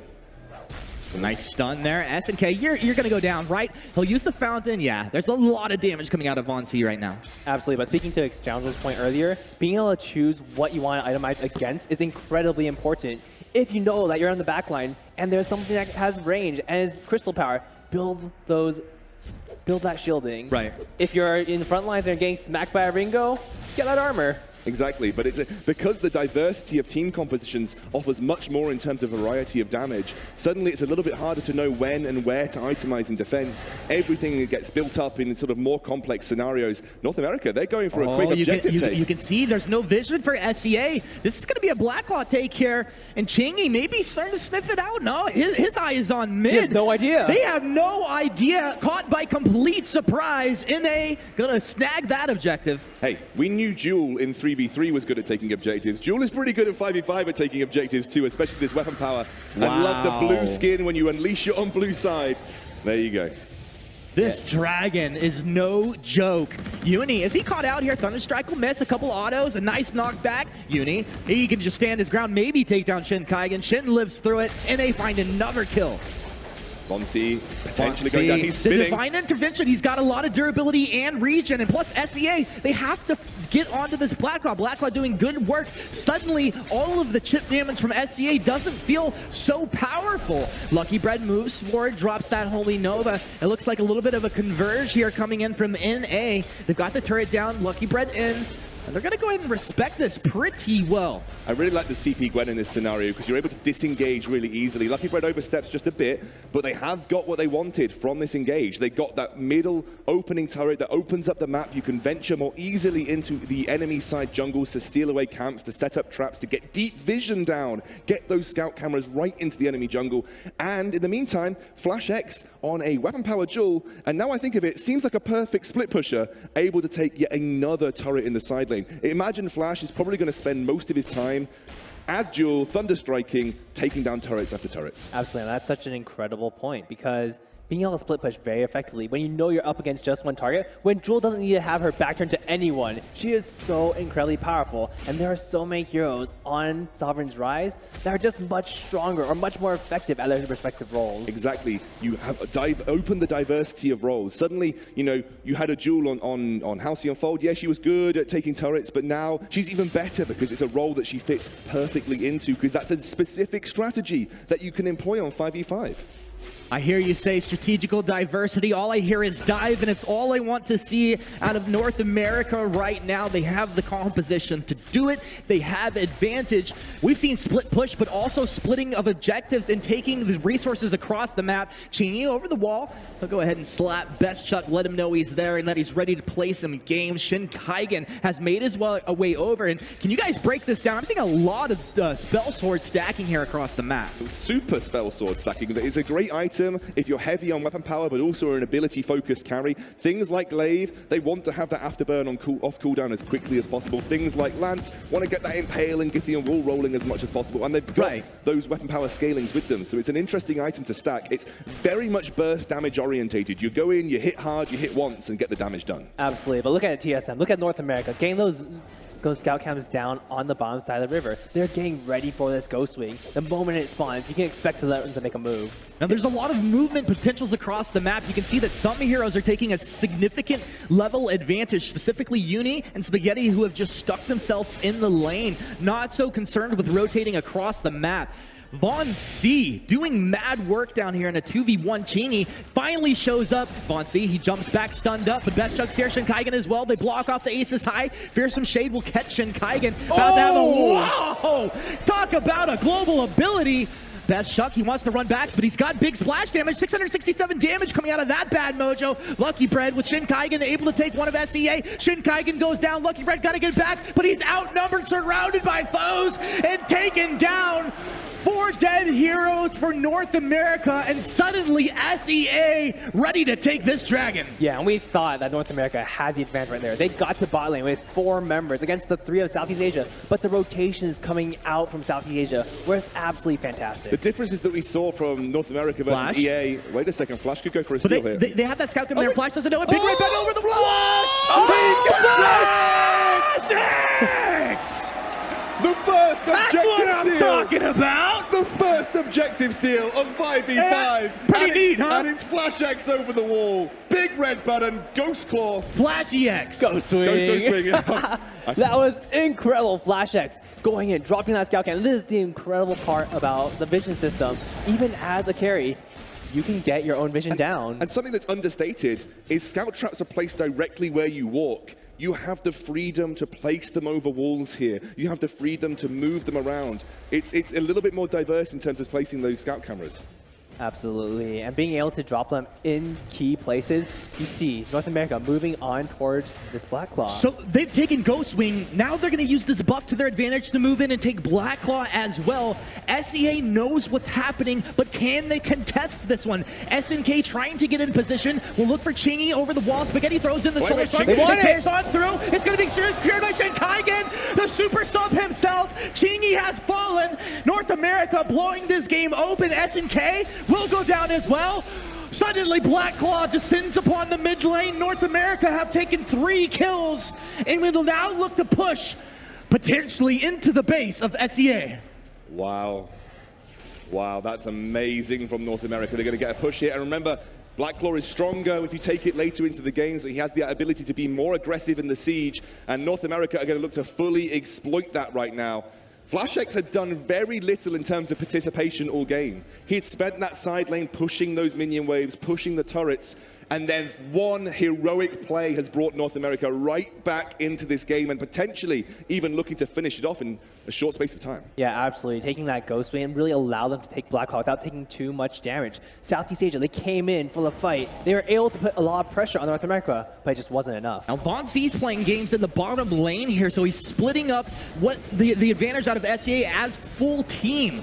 And it's a lot of damage. This turret will most likely go down, but I don't think North America stays around. It's going to be close. I don't think they stay around for it. They do get that turret. They open up the armory. And actually, what you see here is a very classic 5v5 tactic being really perfected already in Vainglory. It's the 1-3-1, the double split push composition, looking to put pressure in every single lane at the same time. And the beauty of Black Claw is he actually helps facilitate that. He becomes a mid lane pushing monster, and then you have those side lanes with Rona and Jewel just shoving those turrets down. Absolutely. Being able to force your opponents to misstep, forcing them to draw apart their team, making them have to decide, do they want to send 1 here, 2 there, 3 where?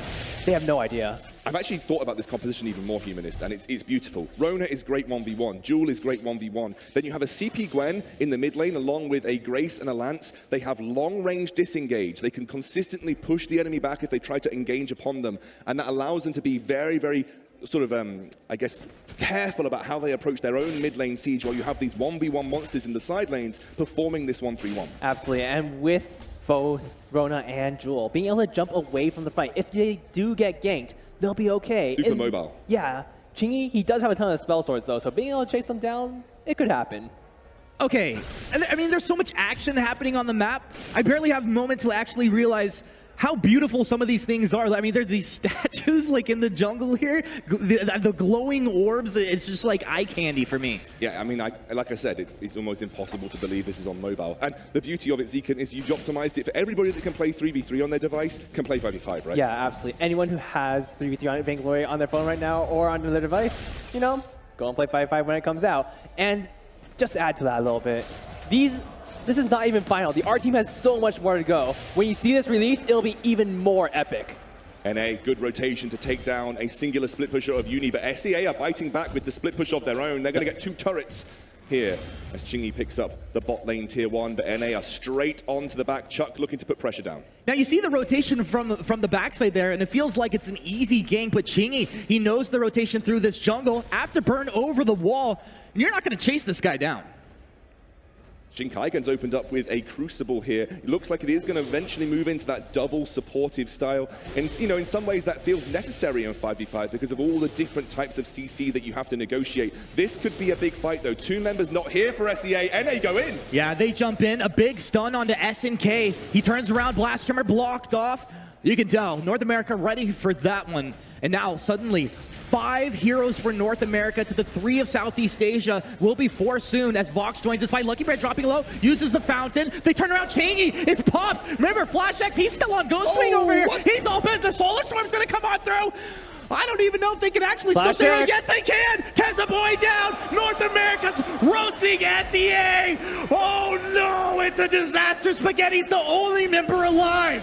And that was an incredible play coming out from North America. They knew there was a gigantic minion wave pushing their bot lane. They had to force something. They actually lost a turret. And they're going for Black Claw again now. It looks like it's Flash trying to solo out Black Claw by the rest of the members of North America, try and push these lanes back. They want to set up a slow push in the side lanes, then work with Black Claw once it gets released.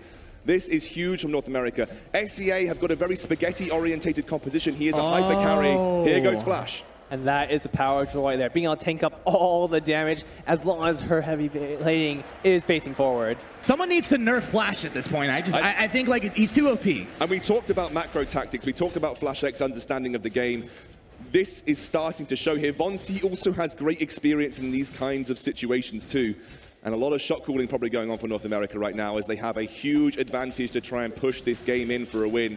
There's Black Claw marching down. Flash is in the side lane. Flash is up top. I mean, you're going to deal with this huge dragon running. Why wouldn't you try to kill this dragon marching down your middle lane? And North America's here with 4, but Flash is up in top. Uni's going to try and dissuade that push, but this is going to be the Armory taking damage now. Vayne Crystal wants some of this. It's going to start throwing out attacks as well. Lucky Bread tanks those up on the front side. A big red button, not the big damage source for the Jewel, but he hangs out doing damage from long range here.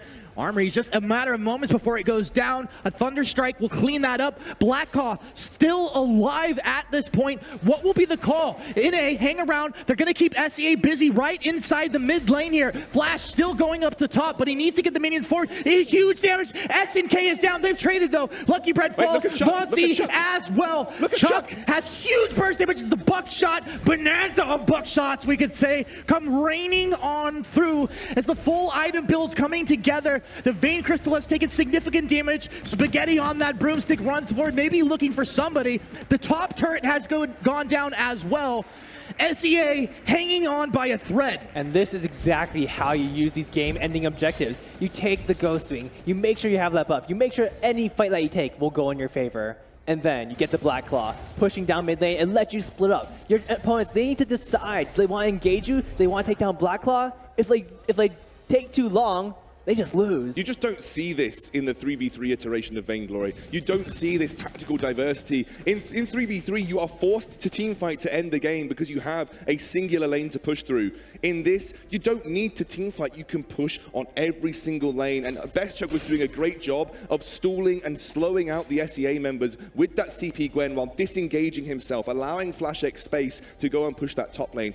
SEA were torn between Black Claw and dealing with Flash, pushing that top lane. You talked about the strategy that Flash brings to the table, and I think that's a really good point. I mean, a lot of times you want heavily mechanically players with heavy mechanical ability on your team, but you might just have a mastermind who maybe doesn't stack up the way Von C does, but can make those shot calls in the moment. It's so big here. Exactly. It's not all about mechanical skill now. Suddenly your game sense, your game knowledge, the way you approach the game becomes that much more important. There is a role for everybody. You might not be that monster that 1v1s everybody, but you could have the brain for 5v5. And that's showing here, you know, across all of these members. Yeah, absolutely. And that is very, very important. You don't have to be a mechanical god. You just have to outplay and outthink your opponents. Be one step ahead, and that's all you need. Objectives will be coming up fairly shortly. 24 minutes in, North America up into the top lane at this point. Now they've taken this base turret down. They want to get into that armory and take that down as well. It means that lane will automatically push forward just naturally. Yeah, SEA caught off guard here, no vision, and they actually have to back off and get that Shinkaigen. Impaled, the Githing wall knocks them back. They don't have the stun Chingy though. He's gonna be back on the Bestchuck. Bestchuck, huge damage. If he can get back in, that's exactly what North America need. This armory taking big damage. It's down, well, maybe just 55% or so. But yeah, it's okay, he goes down, but his team, they want to take the armory. It's worth it if they can get it, and they've taken it down. They've lost 2, but if the rest of their team can stay alive, this is still a big win for them. Lucky Bread winds up for the Holy Nova. Maybe he regrets that one, but it's going to be okay for NA. Wow, that's exactly what North America wanted. They just wanted to take down the armory. They've got 2 lanes pushing as Shinkaigen goes to deal with the bot side, but Ghostwing has spawned, and Blacklaw will shortly after. SEA look to exploit the man advantage they have and take the objective that might land them back into this game. Yeah, this is where you have to question, did North America extend too far? Yeah. Did they push a little bit too far? They took down the Armory, but Southeast Asia, with this Ghostwing, they might be also going for the Blacklaw. Remember, Best Chuck has got a very high damaging ability like this. Look at the pressure he's putting on with just that buckshot. They have to be so careful, SEA, right now. Ooh. Oh, Best Chuck, you got a lot of damage, but you are incredibly squishy. Shin Kaigen, show me something here. Show me something, Shin Kaigen. All right, he's not going to pull the trigger on that one. Can't blame him. Scary situation when you're dealing with 5 members of SEA. And they're going straight for Blacklaw now as well. Lucky Bread yet to respawn. Blacklaw is going to be the focus of SEA, pulling exactly what North America did against them. This could be a game-ending push for SEA, remember. They can take this and run with it in the mid lane. However, Southeast Asia, their Vayne Crystal is completely exposed. North America, they have a lot of options here. They can go for a potential backdoor. Exactly, the backdoor is real. You have 2 lanes pushing in favor of North America as well right now. If North America can hold on here, they are in a good position to try and get their way back in. And this is also, I mean, there's so many reasons why Vision's incredibly important, but especially in moments like this. SEA, yeah, they have a massive advantage, but if someone does sneak back in there, exactly like Lucky Bread, now, I'm curious if he's gonna, yeah, he's just gonna drop some vision and get out. Oh, Lucky Bread, that's not the one you wanted, but well, he has his boots to try to get out. They might lose Lucky Bread here for nothing. He's going to be stunned up and taken down, but NA are on that Blacklaw. You'd say it's nothing, but they are on that Blacklaw. And if they do manage to take it down, and you have to look, FlashX, he does have the teleport boots. They are ready. FlashX has got teleport boots. A Jewel, so good at taking down objectives, so good at punishing huge amounts of damage. FlashX was looking for the opportunity, and Lucky Bread, I think, was trying to set up for it. So what units can you teleport to on the map? I mean, do you have to have something for it? And maybe is that why the scout cam was getting put down? Absolutely. Scout cams, minions, structures. You can teleport to most allied things. You can't teleport to Blacklaw, you can't teleport to heroes, but almost everything else. All right. It makes a whole lot more sense now, maybe why that deep scout cam was going down. SEA still riding that Ghostwing buff at this point. That's pretty scary as they march on forward here. Look how diverse builds have become here. Spaghetti's gone for a 5 CP item build, knowing that he's got plenty of protection to back him up. He might feel that he doesn't even need a reflex block for how hard it is to get through that front line that the SEA roster has. Now keep your eyes up in this top lane. That lane is pushing forward and it will naturally do so. SEA cannot afford to just let that move on its own.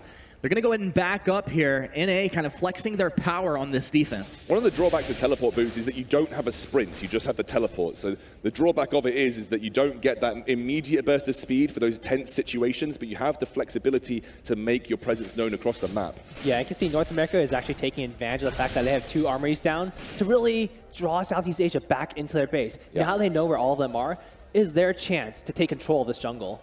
Yeah, they took that crystal buff away, I believe, and handed it over to Best Chuck, who is now at a full build. We are at the late game stages of this game. Everybody riding on 5 items. No one really dragging behind. SNK is sitting on minion candy still, maybe looking to help defend against those sort of weakened waves of his own.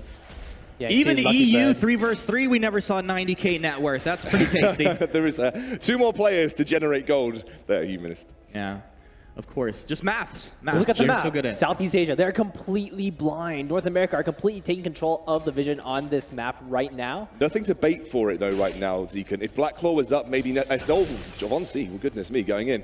But you know, if they have control of this, and then Blacklaw spawns, that's a really, really good position to bring SEA to face check and set up for a big fight for North America. Absolutely, and this game is so incredibly even. All these heroes building towards their full item build.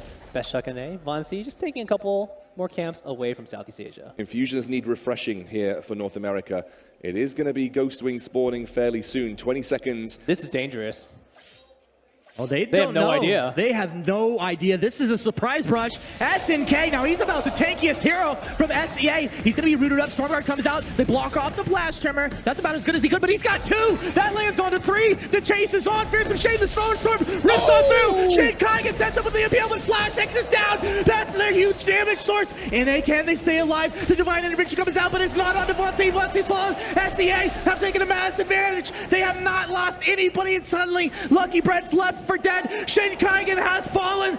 SEA appear to be doing it at this point. And we also have Ghostwing and Blacklaw that have just spawned on the map. Yeah, and you saw right there, North America, they thought they had the Death Rush.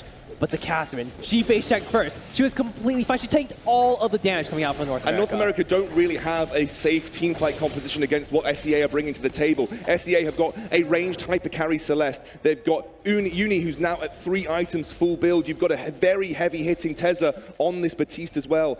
You know, you have a lot of melee threat coming out from North America and a very low damage output. CP Gwen, she likes to play the range. She likes to play poke style team fights. She's not good in these massive onslaught team fights that SEA function far better in. Absolutely, but look at the vision control in Southeast Asia jungle from the side of North America. Will they go for those teleport boots? Check out Flash. He's got teleport boots. Shin Kaigen too.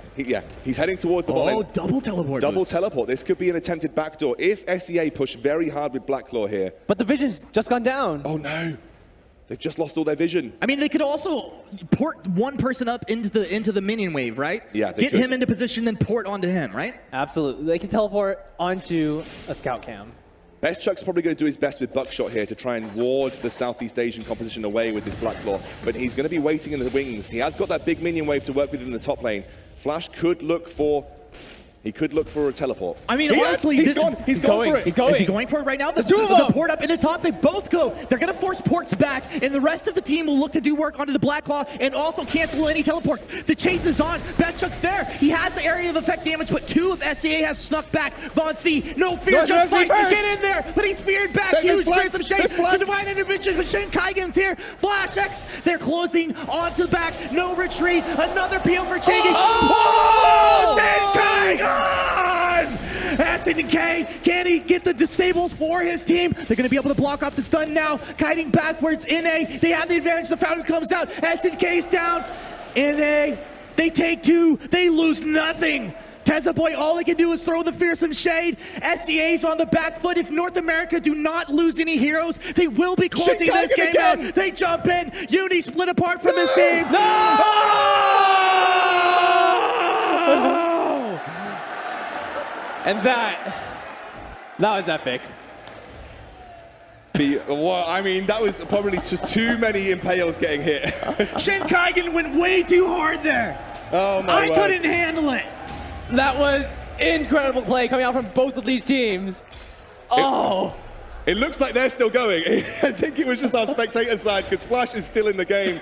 It looks like North America is still going in. We'll jump straight back in. We'll jump back in. Shin's being a good sport. He's like, I don't know, should I kill him? Should I end the game? Just leave him alone for a little bit. Not exactly sure. Obviously, things were getting pretty intense right there. I mean, were mistakes made? Were these guys? Was North America just outplaying their opponent? We're back. The Blacklaw's pushing. Blacklaw's pushing. The Vainglory crystal. Oh. But they have to get back. Now they can't get in there and actually finish with this push. Suddenly, we're at 33.5 minutes, and this game is still very much alive. Okay, Blacklaw died. Blacklaw's down. All right, and here we reset. North America, that's an incredible play coming out from them. They were able to teleport behind enemy lines, force people to recall, and then flank the remaining members. Yeah, that was the key part. I mean, it drew Southeast Asia back. 2 members back to deal with the North American teleport, and then they saw the back happen, so they knew they hadn't stopped everybody from backing. They then flanked onto the Celeste, the key target from Southeast Asia. Shin Kaigen set up with some amazing impales, and they were able to take down the key hyper carry from Southeast Asia, but it wasn't enough to push on to the Southeast Asia crystal, and we are still in the game. Still going for another objective rotation with Ghostwing landing in 20 seconds. This is going to be an all-out brawl for this objective. Very much so, but now we have these deep scout cams in for North America. And you have to be concerned now. Flash. They pull the trigger. They're on to Flash. This is a big jump in here. Flash X stunned in. He's taken down. The Divine Intervention cannot keep him alive. Lucky Brett watching in Look at horror. Monsi. Best Chuck, though. He's moving in. They're going to keep SEA alive. This is the Rona and the Lance up in the top lane, though. Keep your eyes on that minimap. Best Chuck will go down. Lucky Brett just has to buy time. Just has to buy time. Lucky Brett has to buy time. They're going for it. They're on with full splitter. They're getting on the main crystal. Can they stay alive? Monsi. He's going down. The main crystal down on 20% health. Shin Kaigen, he can't do it. It's not enough. He's taken down. Now SEA Can they, what do they do? Do they push? Do they take Ghost They have time to end the game. They've got an open Vein Crystal in the middle lane right Those there. respawns are way too long. I mean, FlashX is up in 20, but I don't know if it's going to be enough. SEA are going to run straight down the middle. You can do it, Lucky Bread! For North America! Be the hero! Be the hero, Lucky Bread! Be the hero! Lucky Bread, no! SEA! Do it for your home crowd. They're in. They're onto the Vein Crystal. They have the damage. Solar Storm comes on through. And why not? It just makes sense. SEA! Make the plays. Turn the game around. And take the game. That was the thing of beauty. What a last-minute turnaround right there. FlashX caught out on the side lanes. Vision control was not so good. They hadn't had the opportunity to place the scout cameras down in their bottom side jungle, and a roaming gank squad that had set up for Ghostwing from Southeast Asia. Let's look at these guys. I know. They're having a great time. I mean, you could see, even in the loss, it was a fantastic loss. You can hear the crowd appreciate it as well. That was such a close game of 5v5. And for these guys from North America who haven't had as much time to prepare, they really put on a great show. Absolutely, absolutely. And this is such an incredible series. I mean, not even a series, just incredible games all around. Yeah. Watching these teams coming up with these new innovative strategies. They haven't been playing on 5v5 for a very long time. And you've seen the crazy complexity, the crazy strategies that have come out. They've been dreaming about it, though, Zeke, and it does count for something. Absolutely. Closing, on this 5v5 segment, that was our last 5v5 game of the day, you saw a real illustration of how exciting and how quick these games can end, but also these long, drawn-out base race games, they still exist in 5v5, and they are that much more exciting with so many different decisions to consider. That attempted backdoor by North America, it was great, but they couldn't hold off the Southeast Asian composition from backing in time. And then they finally made that killing blow. But both teams were so close. What a closely matched game, Humanist. Well, they play for the fans, right? We can appreciate that. Flash GX doing it for us. But, it's a good whatever. We got a bunch of analysts on the desk. Guys, break it down. So much, guys. What a game coming out between North America and Southeast Asia. I don't think that could have been any closer. Yeah. They even tried to rush the Vein Crystal at the end. North America got shut out, and then the rush across the map from Southeast Asia. Playoff Beard, talk to me. What was going on? Well, hashtag rigged, I think. We got Mr. Burns, our head of APAC, in the front row. I think he pulled out a plug or something. But no, really here, this is still in alpha. And the graphics are in alpha, the game is in alpha. That's why the launch is in February. So we almost got through the whole thing without a little glitch there. But it's understandable given that this is still in progress. But really, my takeaway is that if these pros are getting onto the map for the first time and we're seeing games like this, what is it going to be like next year? Honestly, the objective trading that we saw coming out across this game and the value that was being pulled out of these objectives, just these teams that have been playing barely any time, managing to do so much on the map. I cannot wait to see where we're going to be in 6 months' time once everybody has had their hands on this for a while. Exactly. I mean, you're talking about the teams adapting to the game more, learning more about it, playing it better. One thing you can do to avoid these sort of backdoors and the side lane split pushes is setting up your waves before pushing an objective. You set up your wave, you slow push it, then you group up and pressure a point as a team. That way, if an opponent is trying to take a turret on the side lane, they have to push through multiple waves before they get there, so you have more than enough time to take the objective you're going for. Yeah, for me, it's two things. Shin Kaigen, you are still a god on that lance, man. Oh, my goodness. And Flash X, I don't know if you guys remember this, but VIPL back then, he was a one-punch man. He stole the Kraken that helped him win the championship with Arden one punch. Yeah. And he did it in this game, stealing the Ghost Win with the dual red button. That was just amazing to see and very nostalgic for me. Yeah, so fun. Honestly, just fantastic to watch. That steal from FlashX was just, oh my goodness, be still my beating heart. What a game coming out. What a couple of games of 5v5 as well. I don't think we actually could have asked for better games across the course of today. Let's have a word on the stage with our winners. I'm going to pass it back over to Dan Gaskin to talk to Southeast Asia's own Renegades. Thank you very much, Munchables. Yes, Southeast Asia, they were victorious, but it was a very, very close game. It was I think everyone was biting their nails during that one. Hopefully not you, because you've got to use it to tap the iPhones and stuff. So, I mean, what was going through your head right at the end of that game? Because TSM, or North America, they went for the backdoor attempt, and then you guys all had to teleport back. Were you a little bit nervous? Yeah, our team was very nervous, but luckily, our shot caller SNK managed to keep us calm, and he led the team. And how important is a shot caller now we're in a 5v5 environment? Would you say it's even more important than the previous 3v3? So in 5v5, there are 2 more players. That means that communication is even more important. Teamwork is more important, so having someone lead and not having a second leader, which can potentially, conflict with the other leader's decision. And what does it mean to you guys, to you all, to be honest, to be, in theory, the first 5v5 competitive winners on a live stage? I mean, this is incredible for you guys. It feels good. It does feel very good. All right. As winners, you are all going to get some Razer Hammerhead headsets as well, so Riku here is going to handle them too. So another round of applause, everyone, for Southeast Asia / Renegades. There you are. I hope to see you using these playing 5v5 Vainglory. Unfortunately, we do only have 5, but we will get a 6th one for you as well. Don't you worry. All right, final words then. Moving forward in 5v5 Vainglory, are we expecting to see you guys stick together, or are we going to be seeing some team changes? I think we're going to be sticking together. That's exactly what I wanted to hear. Right, congratulations again. I think we should go back over to Munchables on the desk.